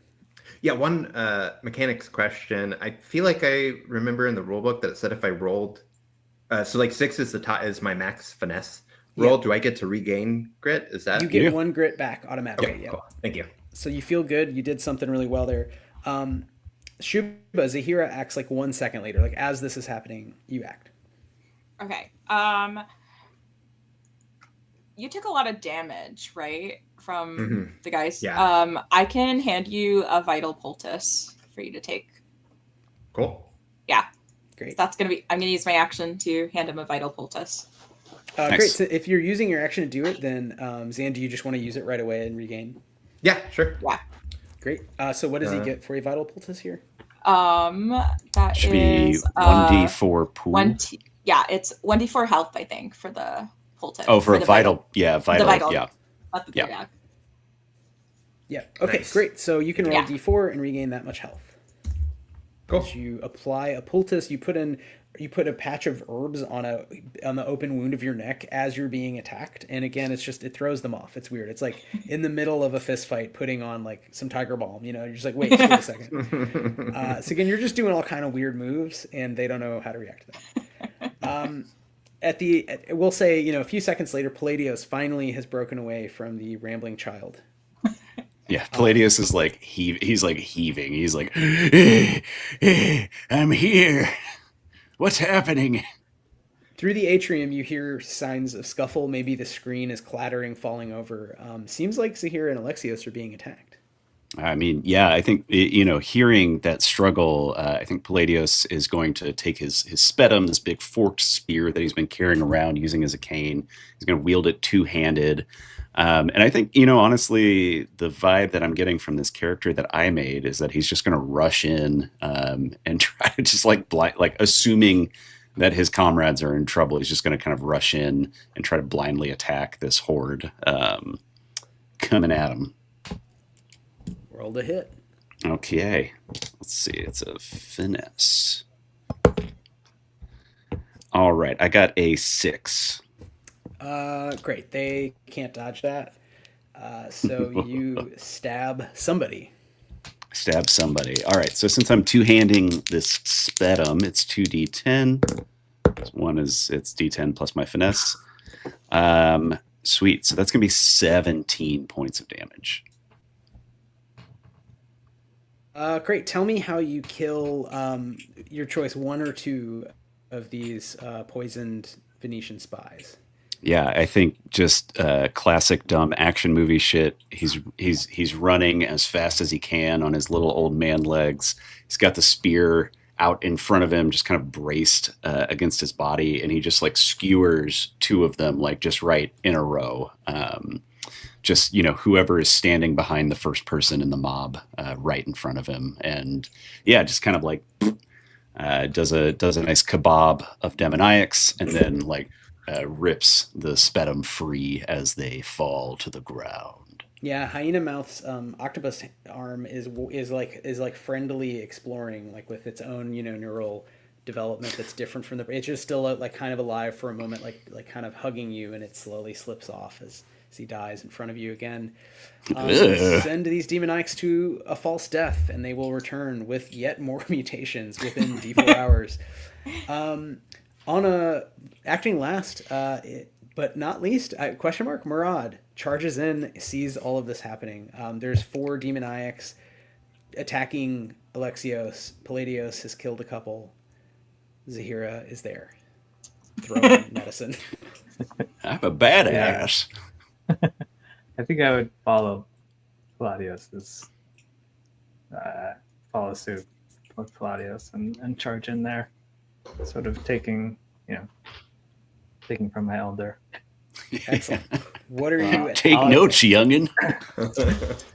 I have a hand axe, so I'm going to attack with my hand axe. Very nice.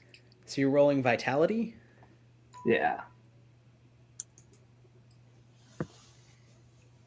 For our viewers at home or our listeners at home later, so in Danse Macabre, you roll different scores for different weapon types. So bludgeons and axes use vitality, just kind of brute strength.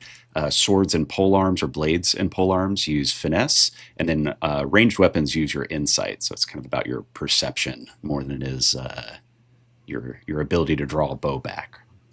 It's fun. I got a 1, so... You got a 1. Well, shit. Great.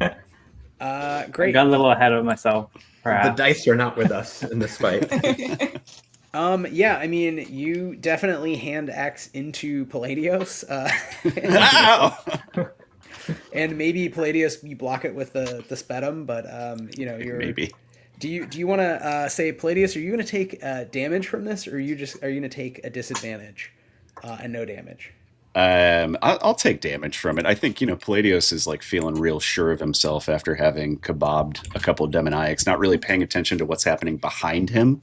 Just kind of assumes that Murad has this. I'm going to say, Chris, Palladios takes 5 damage as Murad sort of I think you're all just, it's a... Yeah, I was coming quarters. In, going for one of the demonics in front of Palladios, and then I sort of realized they were dead and pulled back, but not quite soon enough. There's a low footstool in front of you, which some of you might call a Byzantine, some of you might call an Ottoman, but you just trip that last minute, as you realize, and you're going to, so it's, again, there's sort of like tentacles, blood, ichor, stuff flying everywhere, and of course, not sufficiently soft textiles. Of course. I'm going to say this slashes the back of Palladios' shirt open. He's like, not my shirt. And just immediately his stomach mouth starts to like eat the shirt, and it like rips away and disappears into his own stomach. And he's like, beans.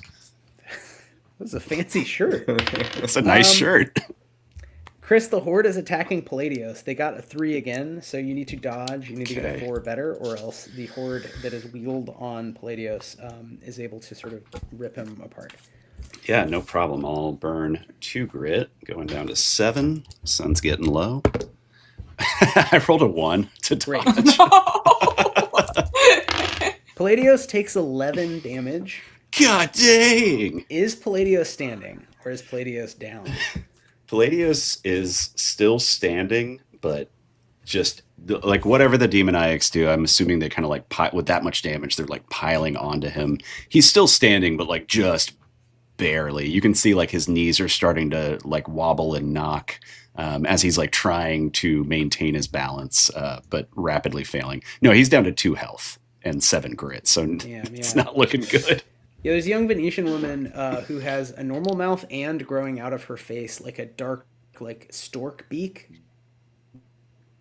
that has just speared you through the chest with the stork beak as you were like caught up with Murad. And so you're all just like one after another, like Alexios, Demoniacs, Palladios, Murad, Demoniacs, like just kind of dog pile. It's just it's a rugby scrum type of combat at this point.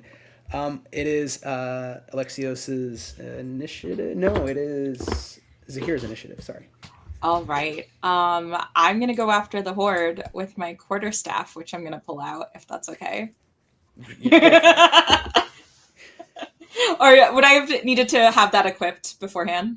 No, go for it. Last round you just tossed a bag at somebody. So you tossed a bag, you grabbed. So I tossed a bag staff. and then I grabbed my quarterstaff. And now I have my quarterstaff and I am going to it's a vitality for attack, and that's a D10. Does a 6 hit? 6 hits, can't dodge that. So you tell me the damage. All right. So we're gonna add, if I make a vitality attack check with a bludgeoning weapon, which a quarterstaff is, I add a +1. So that's gonna be my D6 plus my vitality +1. And you can burn grit for damage if you want. Okay. All right, that is a 6 plus 4 is 10 plus 1 is 11 damage. Okay, nice. Yeah, how do you kill at least one demoniac? What does it look like when you hit them with the staff really hard? All right, which demoniacs are left? Like, what did they look like? Stork lady.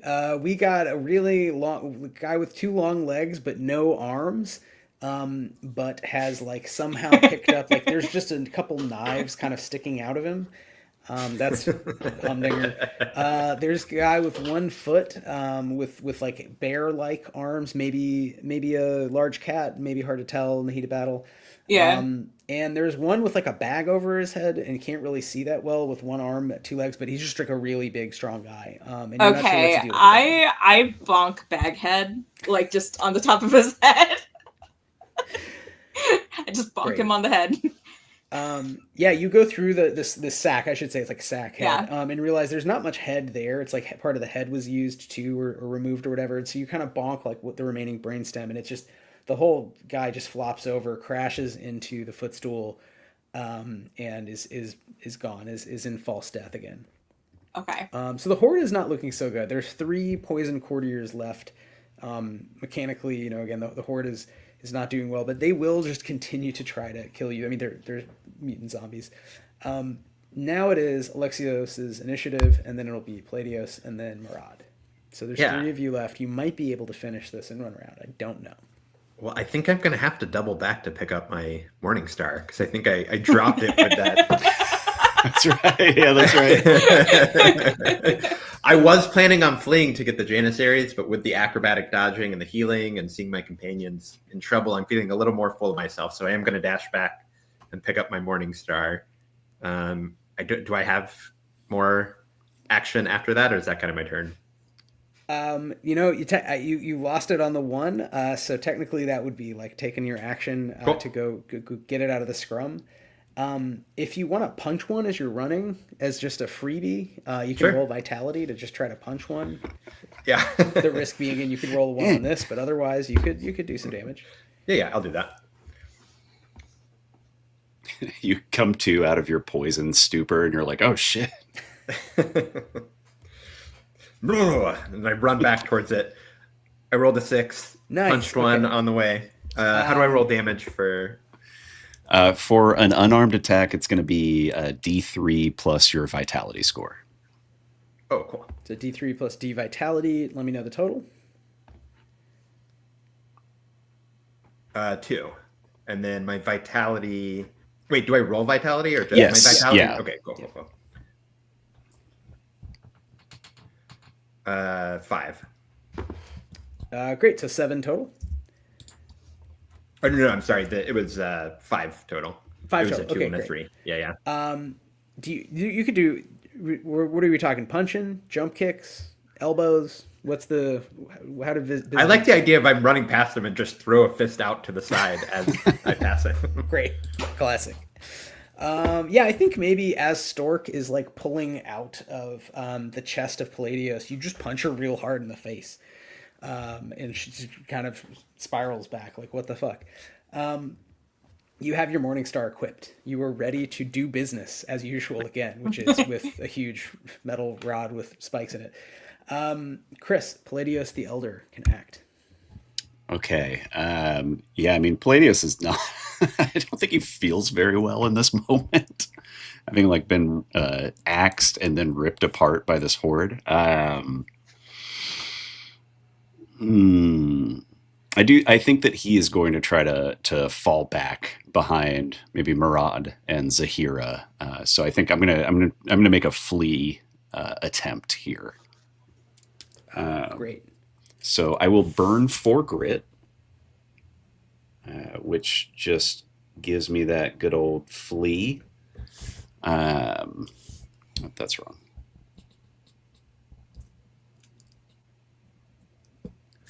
Okie doke. And so yeah, when you take the basic action flee, you have to burn 4 grit for it. But basically, it means that your dodge rolls, like you can move at basically triple your stated speed or your normal speed, which is about 20 feet in combat. And then any dodge roll that I make until my next turn, I don't have to pay grit for, which is quite nice. But yeah, I think with that, yeah, Palladios is just gonna try to like book it to the back of the room to get as far away from this horde as possible, so that he can take a moment to catch his breath. Great. Are you trying to go into the house deeper or leave the way you came in?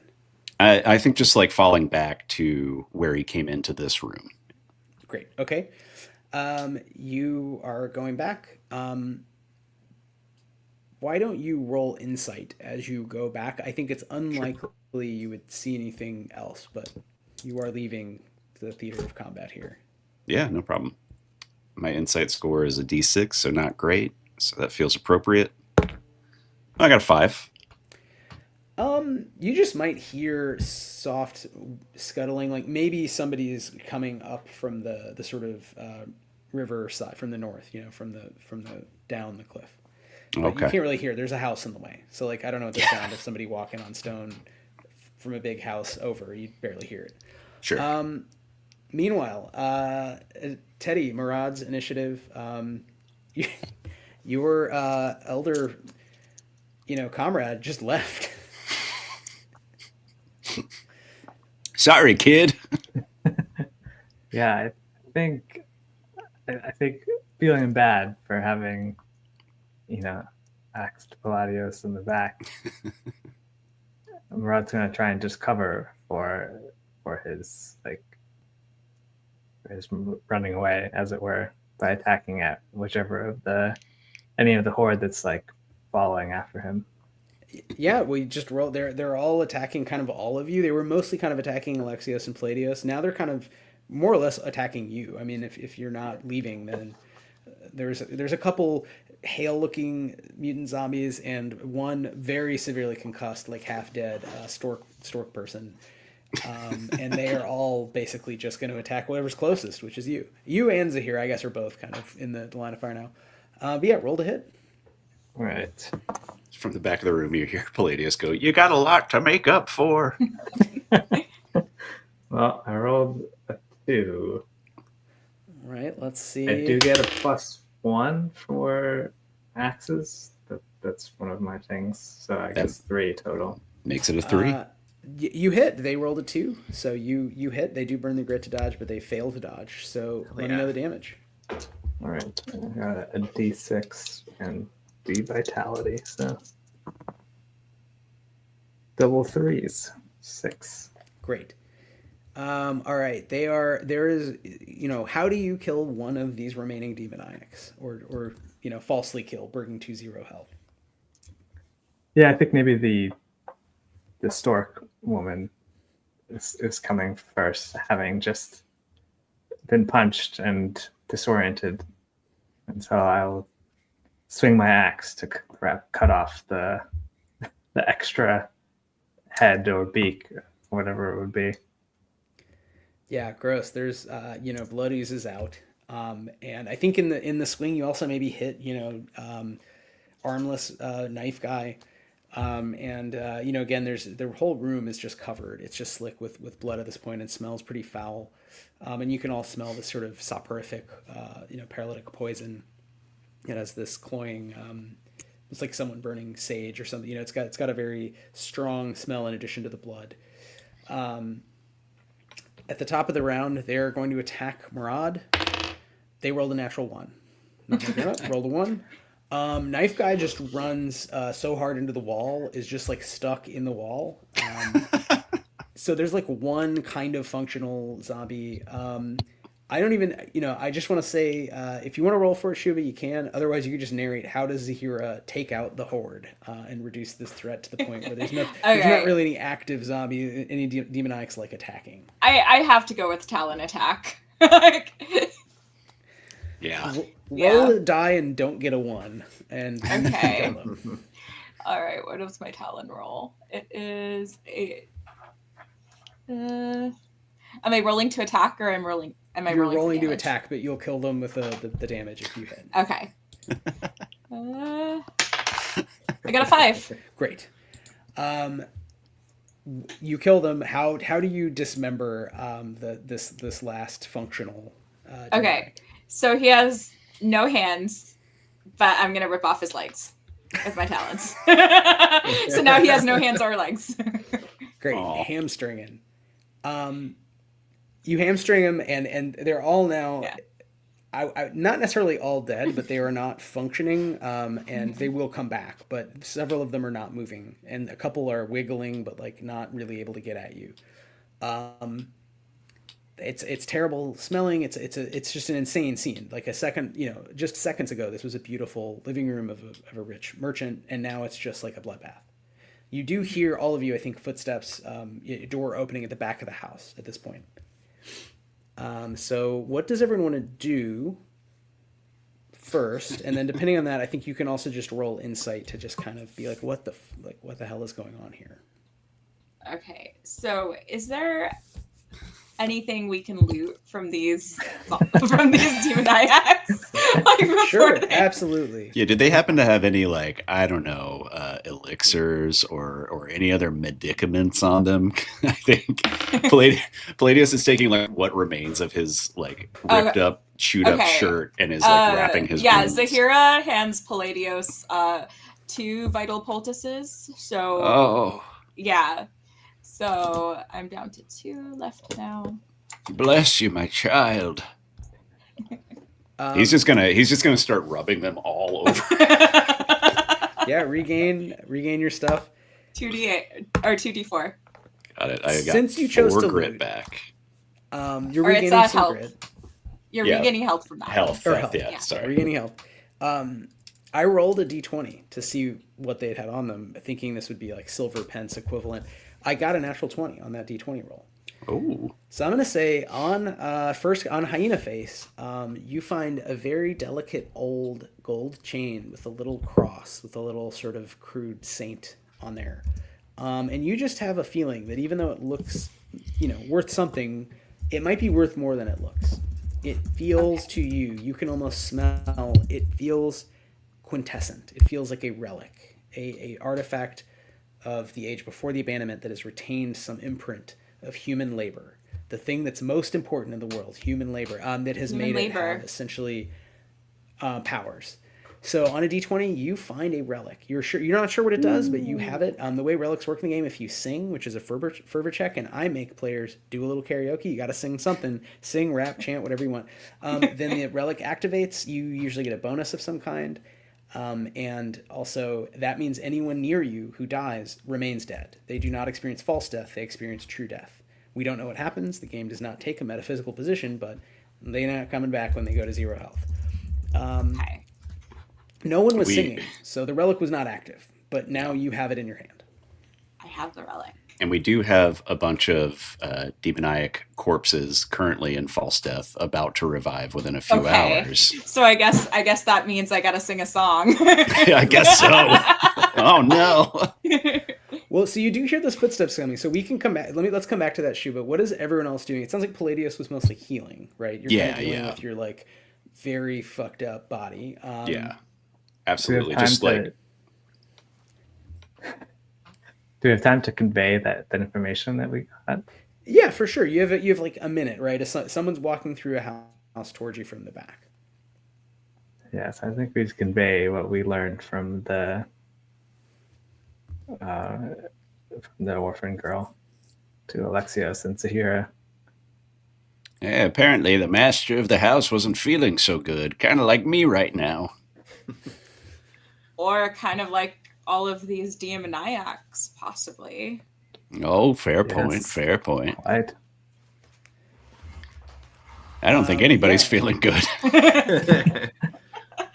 Teddy, since Murad seems interested in this line of thinking, do you want to roll insight to kind of look around the room and just like the house? Like you've only been a couple of rooms beyond. There's a kitchen and scullery and servants' quarters, and there's like another hallway leading to the bedrooms and the chapel. Yeah. Ooh, I got a 6. 6. Excellent. You find actually some loose papers, which I think only one of you can read based on the fact that literacy was classed at this time. Like it might be again, who knows? How would that happen? Only Zahira's character the can scholar. But you have a bunch of papers written in Latin that one of you can figure out. I'll take a look at it. We would be so fucked without Zahira. I'll take a look at it. Great. Okay. These are letters. These are clearly sort of seditious letters written by De Zorsi to other Italians, saying that he's got a whole plan to revolutionize specifically labor in Constantinople, and he's going to take away the sort of need for the diarchy, and for the diarchy to sort of work with these. It's very racist against poor Greeks, poor Turks, poor Armenians. It's very much about how we I'm will one of create those. there you go. How we will create a better solution that doesn't require all these poor workers, and that you just need to come and help me out. And it's coded in a way that I'd say roll insight, Shuva, to see what Zahira like. It's written in Latin, and it is kind of insane. It's like you found insane bad guy rambling, like a manifesto, right? All like right. I am surprisingly bad at insight for a scholar. I have it's a D6 You for can my burn insight. grit. Burn that grit. I'm gonna burn some grit for that this. grit. Okay. All right. Do I decide how much grit I'm gonna burn now? You should yes. say beforehand. Okay. Or it says actually, I have humor that says strong-willed whenever I roll an insight, or is that's just to resist charm? I think that's only to resist a charm that's being done to you. Yeah. Okay, so I'm gonna just burn some grit, like 2 grit or something like that, right? And then 3, 6, or 9. So you roll 3, 6, or 9. Rolling, adding 3. Okay, I'm gonna burn 3 grit. So 14. So now I'm at 11 out of 14, and then. I rolled a 4, so that's a 7. 7, great. On a 7, you get the sense that this is written in a way that is very ambivalent. It sounds to an outsider like maybe this is code for let's do a revolution. It sounds to you, on looking at the pile of mutilated corpses, like this is more of a send me fine young bodies so I can do experiments on them revolution. Like the revolution is not literally overthrowing the diarchy. There was never really a plan for that. The revolution was something much more House of Horrors, right? That was much closer. I think on a 7, this touches on, and maybe you can add one little bit here, like how does Zahira recognize something close to maybe her own interests, their own sort of investigations? I think what Zahira realizes is that whoever created these demoniacs from these bodies kind of accomplished what Zahira was trying to do with reanimating corpses, except it was kind of horrible and not at all what she thought she could do, because she was definitely of the school of alchemy of let's bring back the dead, but they'll be perfectly fine and they're just alive and kicking and not these monstrosities. So it's almost realizing that this school of magic or this technology like necromancy or other technologies that are said to revolutionize an industry aren't what they promised to be, and she's kind of horrified that she's I didn't mean we would replace workers with these soulless creatures who were insulting replications of what human life is. Gotta move fast and resurrect things. Yeah. Exactly. Move fast and resurrect. So she's kind of horrified. Yeah, so this person's been researching how to control what happens when you die, which you always come back with mutations and eventually lose your mind and you're a mutant zombie, but this person's trying to control it. And as you say, maybe controlling it wouldn't lead to the promised land, the world of tomorrow. It would lead to something even worse. So as you're having this revelation, we're going to give Zan Alexios an action, and then we're going to see who's coming through. But I also think Zahira is going to sing, so we can sort of do, I think let's do Alexios singing, and then somebody's coming on in. So Zan, what is Alexios doing this whole time? Are you looking around? I think so. I've got a wine skin. I think I'm going to uncork my wine. I'm a little bit shook from battle. I'm going to uncork it, take a sip from it, to regain a D4 of grit, and then it applies drunk too. But I also have, I've got a taste for fine wine. So whenever I consume an item with drunk X, I get to add +1 to the Great. roll determining how I'm inflicted. So how does that work? So you're going to roll vitality, and basically you only, if it's drunk 2 and you get the +1, you only fail on a 1. So as long as you roll vitality and don't get a 1, you're not drunk. Drunk mechanically means you have disadvantage on all checks for, in this case, 2 hours. Like, you drink enough booze. You basically drink 2 full glasses, right? So, or more than that, enough to get you drunk for 2 hours. Two flagons worth. So, did you roll vitality and did you get a 1? Otherwise, you regain all that and you don't suffer. Okay, cool. So I rolled a 3. Great. And then I also get to recover an additional D3 of GRT. So I think that's a 1D4 and then another D3. Yeah, so you roll both, you recover all that, you feel great. In this game, you can drink a little water, you can drink wine, spirits, and you regain grit from kind of, you've been fighting zombies. Like, you're thirsty, you're tired, you're annoyed. So, maybe booze isn't medicine, but, hey, there's a disadvantage. Listen. It takes the edge off. It's thirsty work slaying undead mutants. And that's the name of the quest. Thirsty work. Great. So Alexios is feeling better. It is pretty good. I like that as like a very silly, not Byzantine sounding poetic title. Yeah. As that's happening, so we're gonna do the singing. So Zahira has to roll fervor, and you need a 6 or better on a fervor check to activate the relic. Basically, singing on key or chanting on rhythm. Okay, singing on key or chanting on rhythm. And you have to do something to entertain us, which does not have to be on key or on rhythm. It just has to be an honest attempt. You are not beholden to the mechanics of the game. Okay. Right. The character in the world is, but yeah, you just, Thirsty. All right. I got a 3 on my roll. Are you going to burn 3 grit to make I am going to burn 3 grit for this. So great. I'm down to 8 grit. So Shuba, what does Zahira do to sort of activate the relic, and what are you going to do to activate the relic for us? I think Zahira is going to channel a song from a different world and a different time. All right, are you ready? We're very ready. The stream is ready. Okay. Oh, caught in a bad romance. Oh, caught in a bad romance.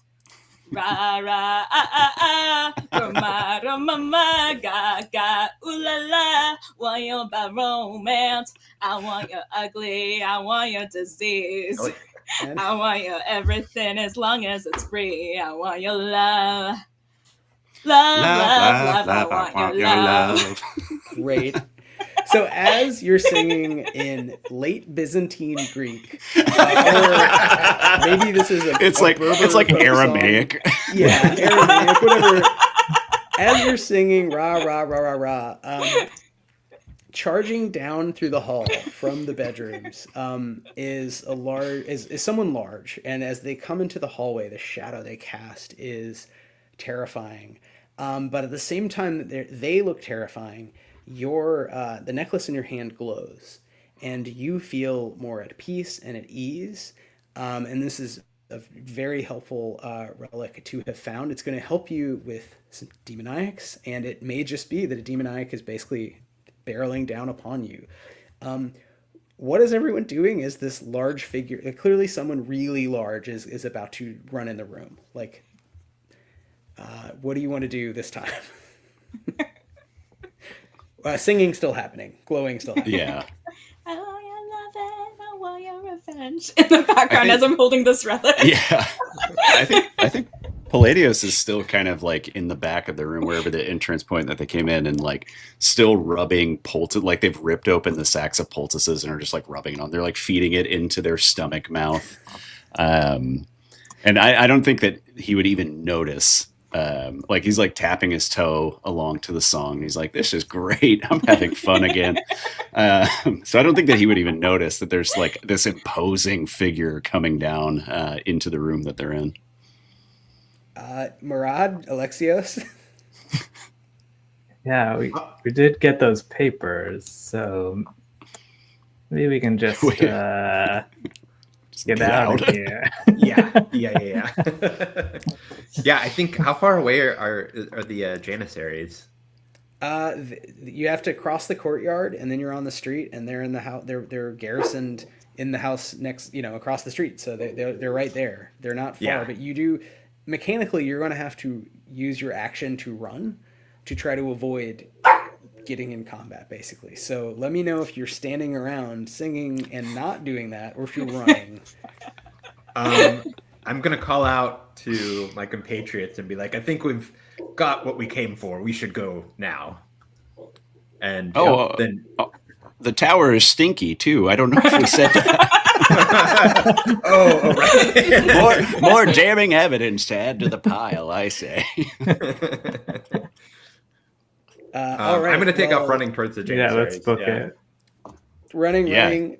Yeah. I think Palladius, not really knowing what's going on, he's just like, "Oh, we're running again." Okay. And he gets up. He's like, "Oh, damn it." As you run, entering the room is the largest person you've ever seen. He's an anemic old man with many, many legs of different sizes and many arms of different sizes, all fine specimens. And in addition, crowning his neck are many tongues that are sort of wiggling, that have been all sutured on. He's not wearing a shirt, but he is wearing kind of like a specially made hauberk, like armor that's sort of fluted at the top with a sort of a wide neck vest of armor. And in lieu of pants, he has just sort of like bloomers, right? Like sort of things that are tailored in so they're not revealing too much down to the knee of these differently shaped legs. And he is silent until he sees you, and as he sees you running back into the atrium, he starts yelling in Italian that he is the future of work, that there needn't to be any workers who he must pay, that instead he will do all the work himself and he will reap all the benefits himself. That he is the new intelligence, the artificial one that is stronger. Yeah. And you see clearly Guildmiter Dizorsi, the vice president of the Factiones, barreling down on you with almost literally a random number, as if to be rolled, of legs and arms, and doesn't look so hot. Looks like maybe lost a couple screws. So mechanically, we're going to do some finesse checks to try to run away if you're just running away. But let me know if you want to stop and fight. That went really well last time. You just yeah, that was awesome. I think I want to try to light a torch and throw it at him to set him on fire. I want to burn this place down now. I'm so disillusioned from this artificial intelligence. I just want to burn it all down. I thought his name was Giordano Di Sorsi, not Sam Altman. It's terrible. I'm so sorry. One of the Janissaries pulls out a small trombone and plays. Yeah.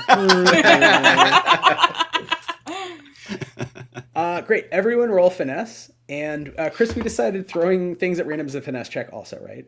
Yes. Okay, yes. Great. So, Shube, you're going to roll 2 finesse checks, and they're different things, so please roll. The first one is running away, and the second one will be throwing a cool thing. Okay.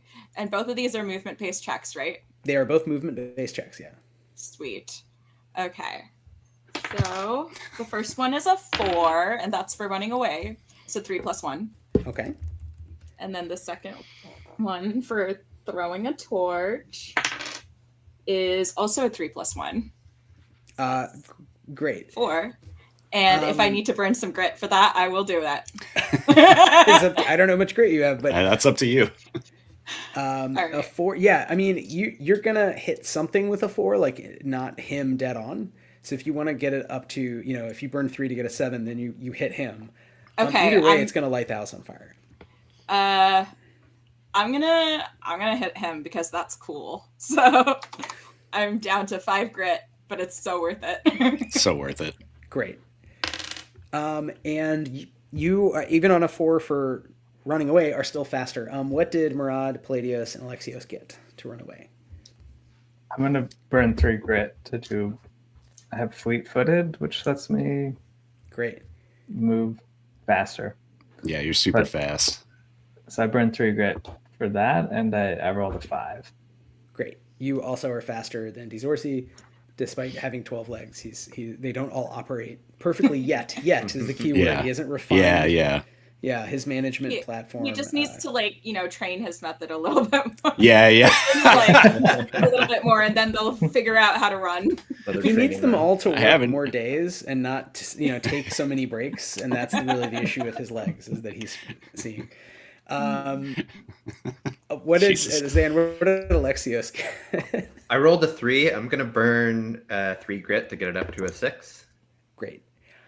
Then, and sorry, Chris. Palladios got Palladios rolled a flat 8 on a 8. D10. Great. Palladios is gone before any of this happens. The rest of you escape, Fuck no. running away.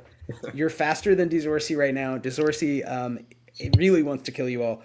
One thing will happen though, since Zahira turns and throws right at him and hits him with the torch. He's also going to burn 3 grit to use a power. You must make a difficult fervor check. You must make a 7 or better fervor check, as he is looking at you, orating, and his arms are spinning and gesticulating, and he's showing you how he can do so many useful things, and there will be no labor, only management. As again, his legs sometimes at random are just like canning, like not really propelling him forward. Canning. Okay, so fervor check. Yes, fervor check. You need a 7 or better. Okay.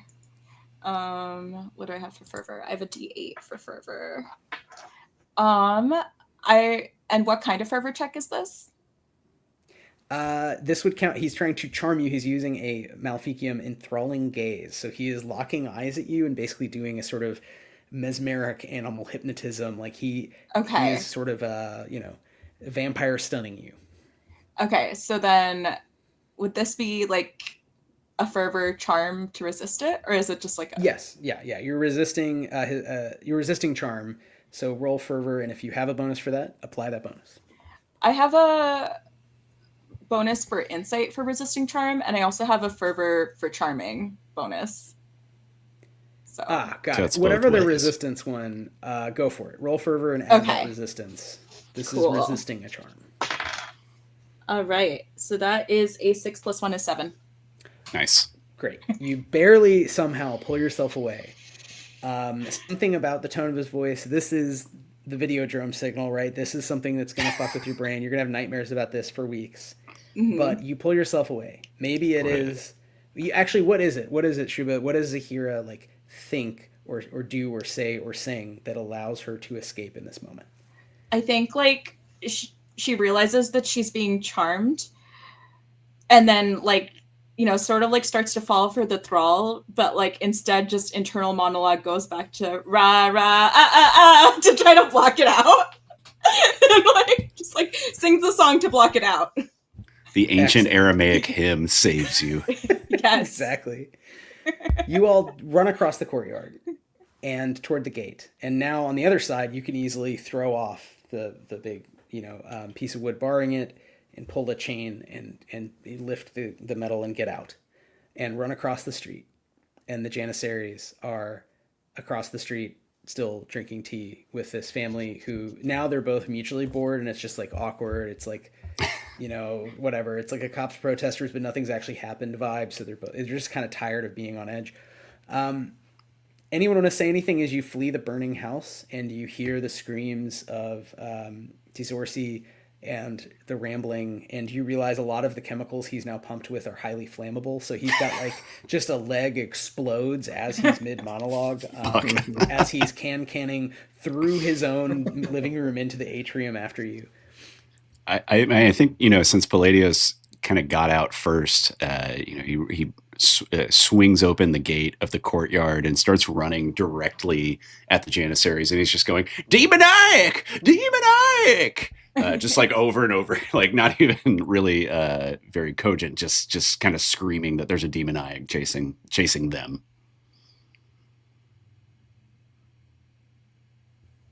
Any other final words here as we leave the palazzo? Do we see the orphan hanging around anywhere? Oh yeah, where's so the glad you asked. Where's where's the Leaving child? no child behind. No child Do left you- behind. Do you go find her and get her away from her transformed, adoptive father, essentially. Yes. Great. So every round that you're anywhere near Dizorsi, when we're in initiative, which we don't need to even do initiative, we're just going to do this one power, you choose whatever check you make. And I'll tell you from easiest to hardest. Otherwise, you suffer a bunch of damage as he catches up to you and attacks you. Finesse is easiest, so you need to make a finesse check, a normal finesse check. Okay. Next hardest is vitality. Next hardest is insight. And then the hardest is fervor, where you would literally be like convincing him not to attack you. Yeah. Like, please don't attack me, mister. So if you want to help the orphan, you need at least one round, and then you can roll finesse again, and he's pretty slow at chasing you. But Okay. he's on fire also, so he's suffering All right. damage, etc., etc. The house is on fire. All right. Still trying to I'm gonna go for a finesse check, and this is a movement finesse check, right? Yes, it is. Okay. And are Murad or Alexios or Palladius helping, or are you all like, she's got this? Palladius I is would- like across the street. Oh, right. Palladius is He's got it, like- yeah.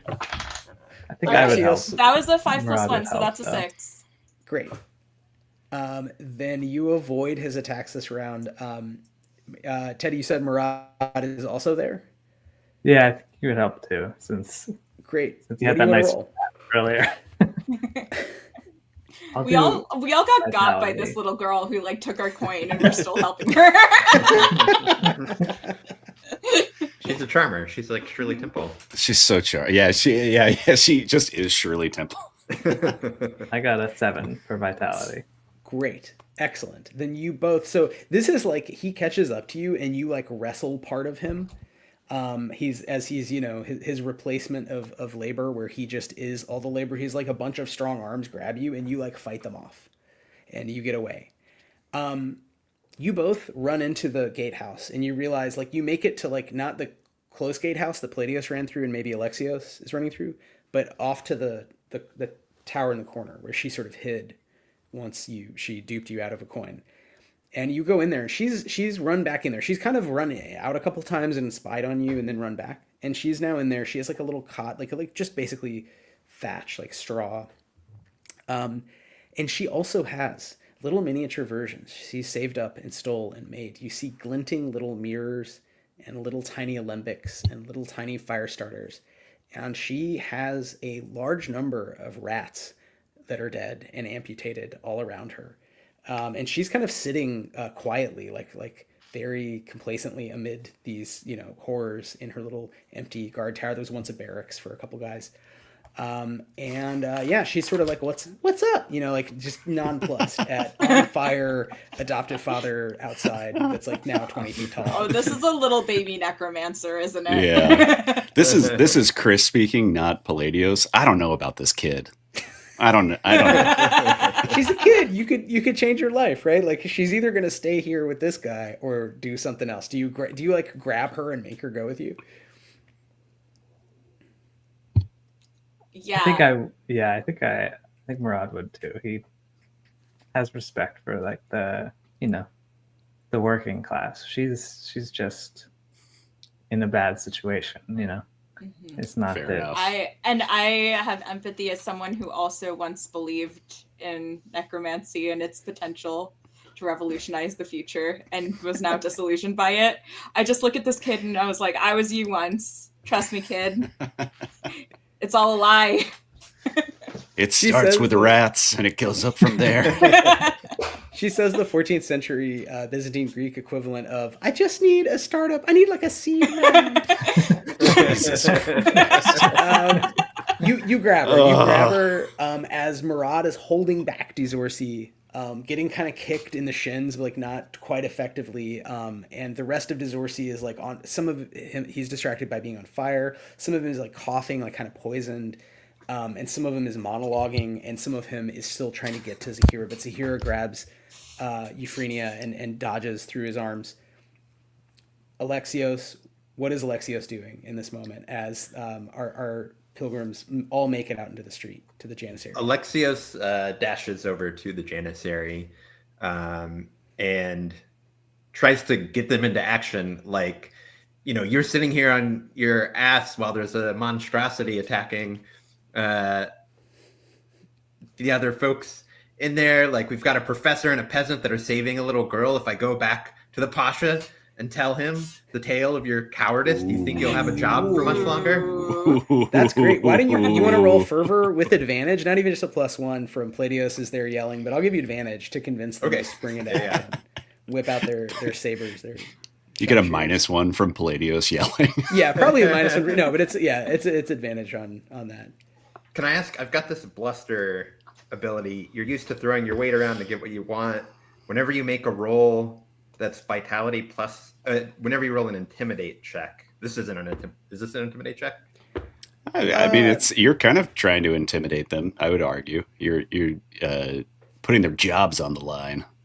It's up to you. It might be better for you to roll straight fervor from a table talk standpoint, but I would say just go with your gut. Are you trying to intimidate them or like cajole them, like inspire them? Like what's the vibe here?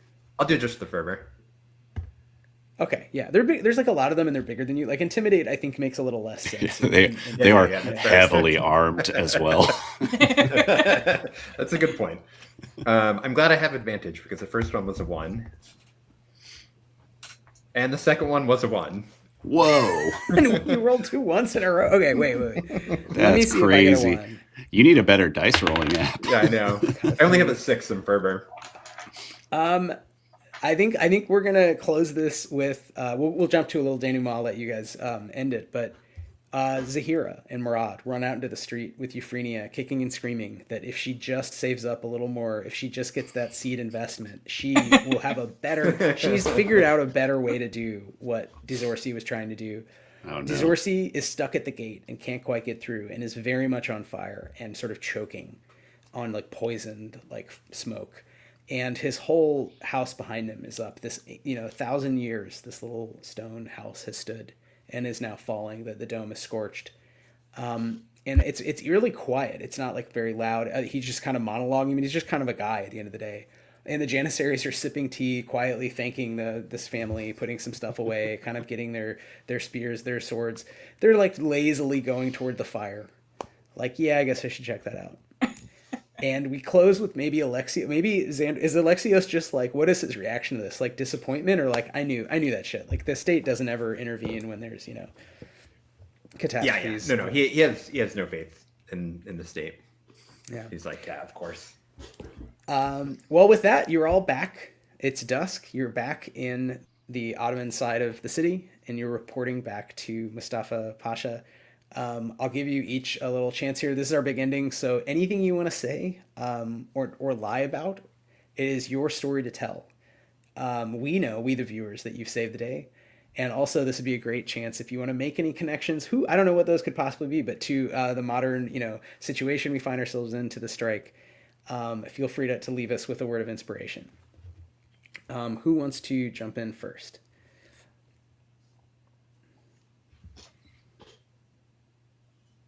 Maybe Chris, do you want to go first, and then Kickstarter United close it out so we can start goofy and go maybe less goofy. We'll see. Yeah. Well, I think Palladios, he's lived his life as a peasant. It's not a great existence, but at the same time, like he wants to see workers not be replaced by horrifying monstrosities that are amalgamations of every piece of human knowledge / body parts. So I think that, it kind of depends on what the other people say, but Palladios is just going to lie. He's not going to infer that this has anything to do with labor. It's like he was just a crazy guy. He was just crazy. He just wanted to play with dead bodies. And that's sick. That makes me absolutely sick. He wasn't trying to overthrow the entire labor system of the diarchy. No, sir, no way, no how. He's just a sicko out there in his little rich boy mansion. Also, can I move to this side of the wall? It really sucks in the slums. I would like to work on the farm where it's nice on your side of the wall. Just mull it over. Think about it. Yeah, I think you're hired. Maybe not to do any of the labor you think, but to entertain everyone with crazy stories. You're hired as a jester. You're basically hired as a stand-up comic. Let's go. I never speak to any other peasants ever again. No, I'm kidding.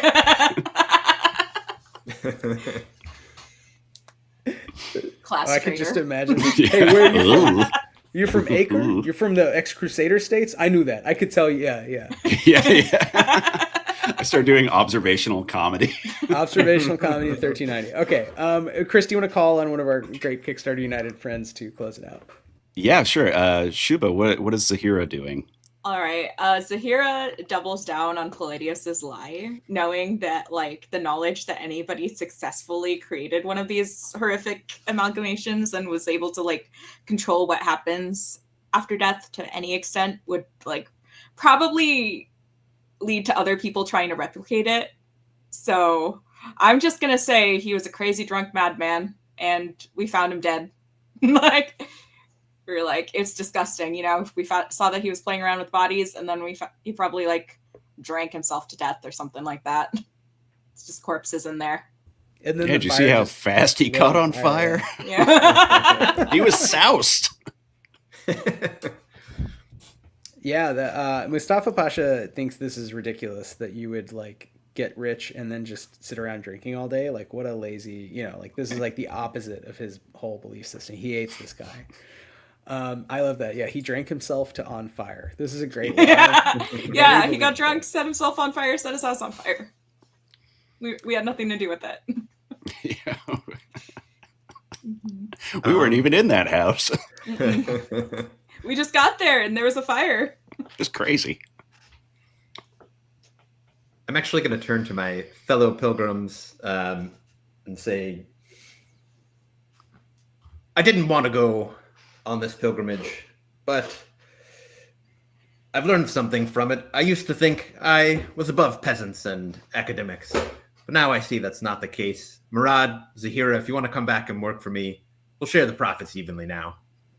Palladios, if you come by the shop, I'll tailor you some shirts of the finest silk with a hole for your mouth so that it doesn't eat the shirts any longer. That's so thoughtful. I've never even considered a custom tailored shirt. It's like beyond Palladius's wildest dreams to have like a nice thing. One of the Janissaries does whisper in your ear that you can't wear nice things when being a jester for the Pasha. You have to look like a crazy guy with a stomach mouth that eats all the shirts. Okay. I mean, Yeah, but I'll have shirt of free time. the lowest quality wool.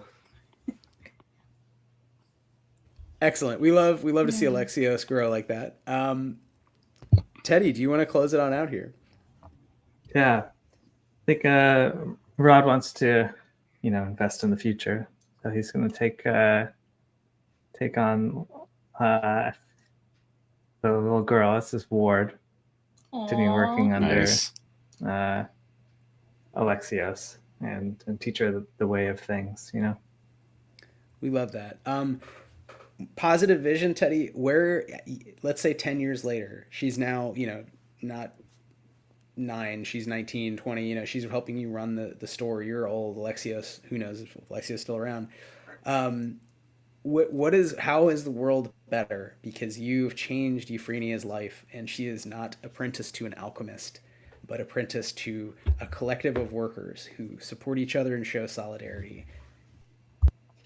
Yeah, I think she has the advantage of working a 4-day work week, which is really great.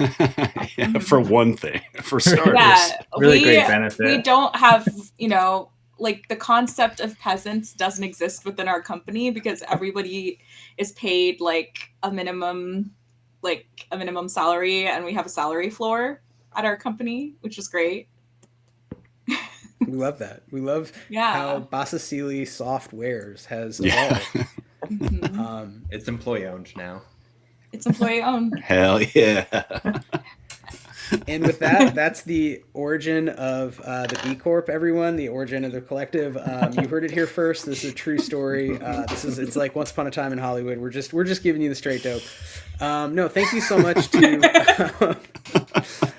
to Teddy, Zan, and Shuba from Kickstarter United, and to Christina for putting this together. Please support the Strike Fund. We have the link there at the GoFundMe.com. It's really easy to find them, and their link tree as well. Kickstarter United is usually, I think, Kickstarter United or KS United on social. And yeah, they're a really great organization. Obviously, we've benefited a lot from Kickstarter over many, many campaigns. And Yes. right now we are doing a campaign for Chris's game. This game we just played. So if you like the game and want to learn more, it's easy to find us. But yeah, tonight was all about showing solidarity. We have the QR code. It'll take you right there. And if you have other questions, I imagine, I don't want to speak for them, but I think some of these folks would be happy to chat with you about why they're on strike. And this is not, this is an actual play. This is a goofball adventure that had nothing to do with present circumstances whatsoever. Yeah, no, absolutely not. Yeah. But please do reach out, and if you want to know more about the game, reach out to us. If you want to know more about Kickstarter United, talk to the workers. So any last words from not me before we close it out? Yeah, I'll just say on behalf of Kickstarter United, thanks to y'all for showing solidarity with us and for running the game. Wyatt, thank you, and Chris, I think you created something pretty cool here, and this is why we like Kickstarter. We like working for Kickstarter, and we like the work that the company does, that it enables y'all to make projects like this and have those things. I'm really glad we could collaborate on this stream, because I think like a lot of us truly do, like while we're on strike, miss working directly with and helping creators like yourselves. And this is a way that we can continue to do that even if we're on strike. So we want to support y'all. Back their campaign, everyone who's watching. Thank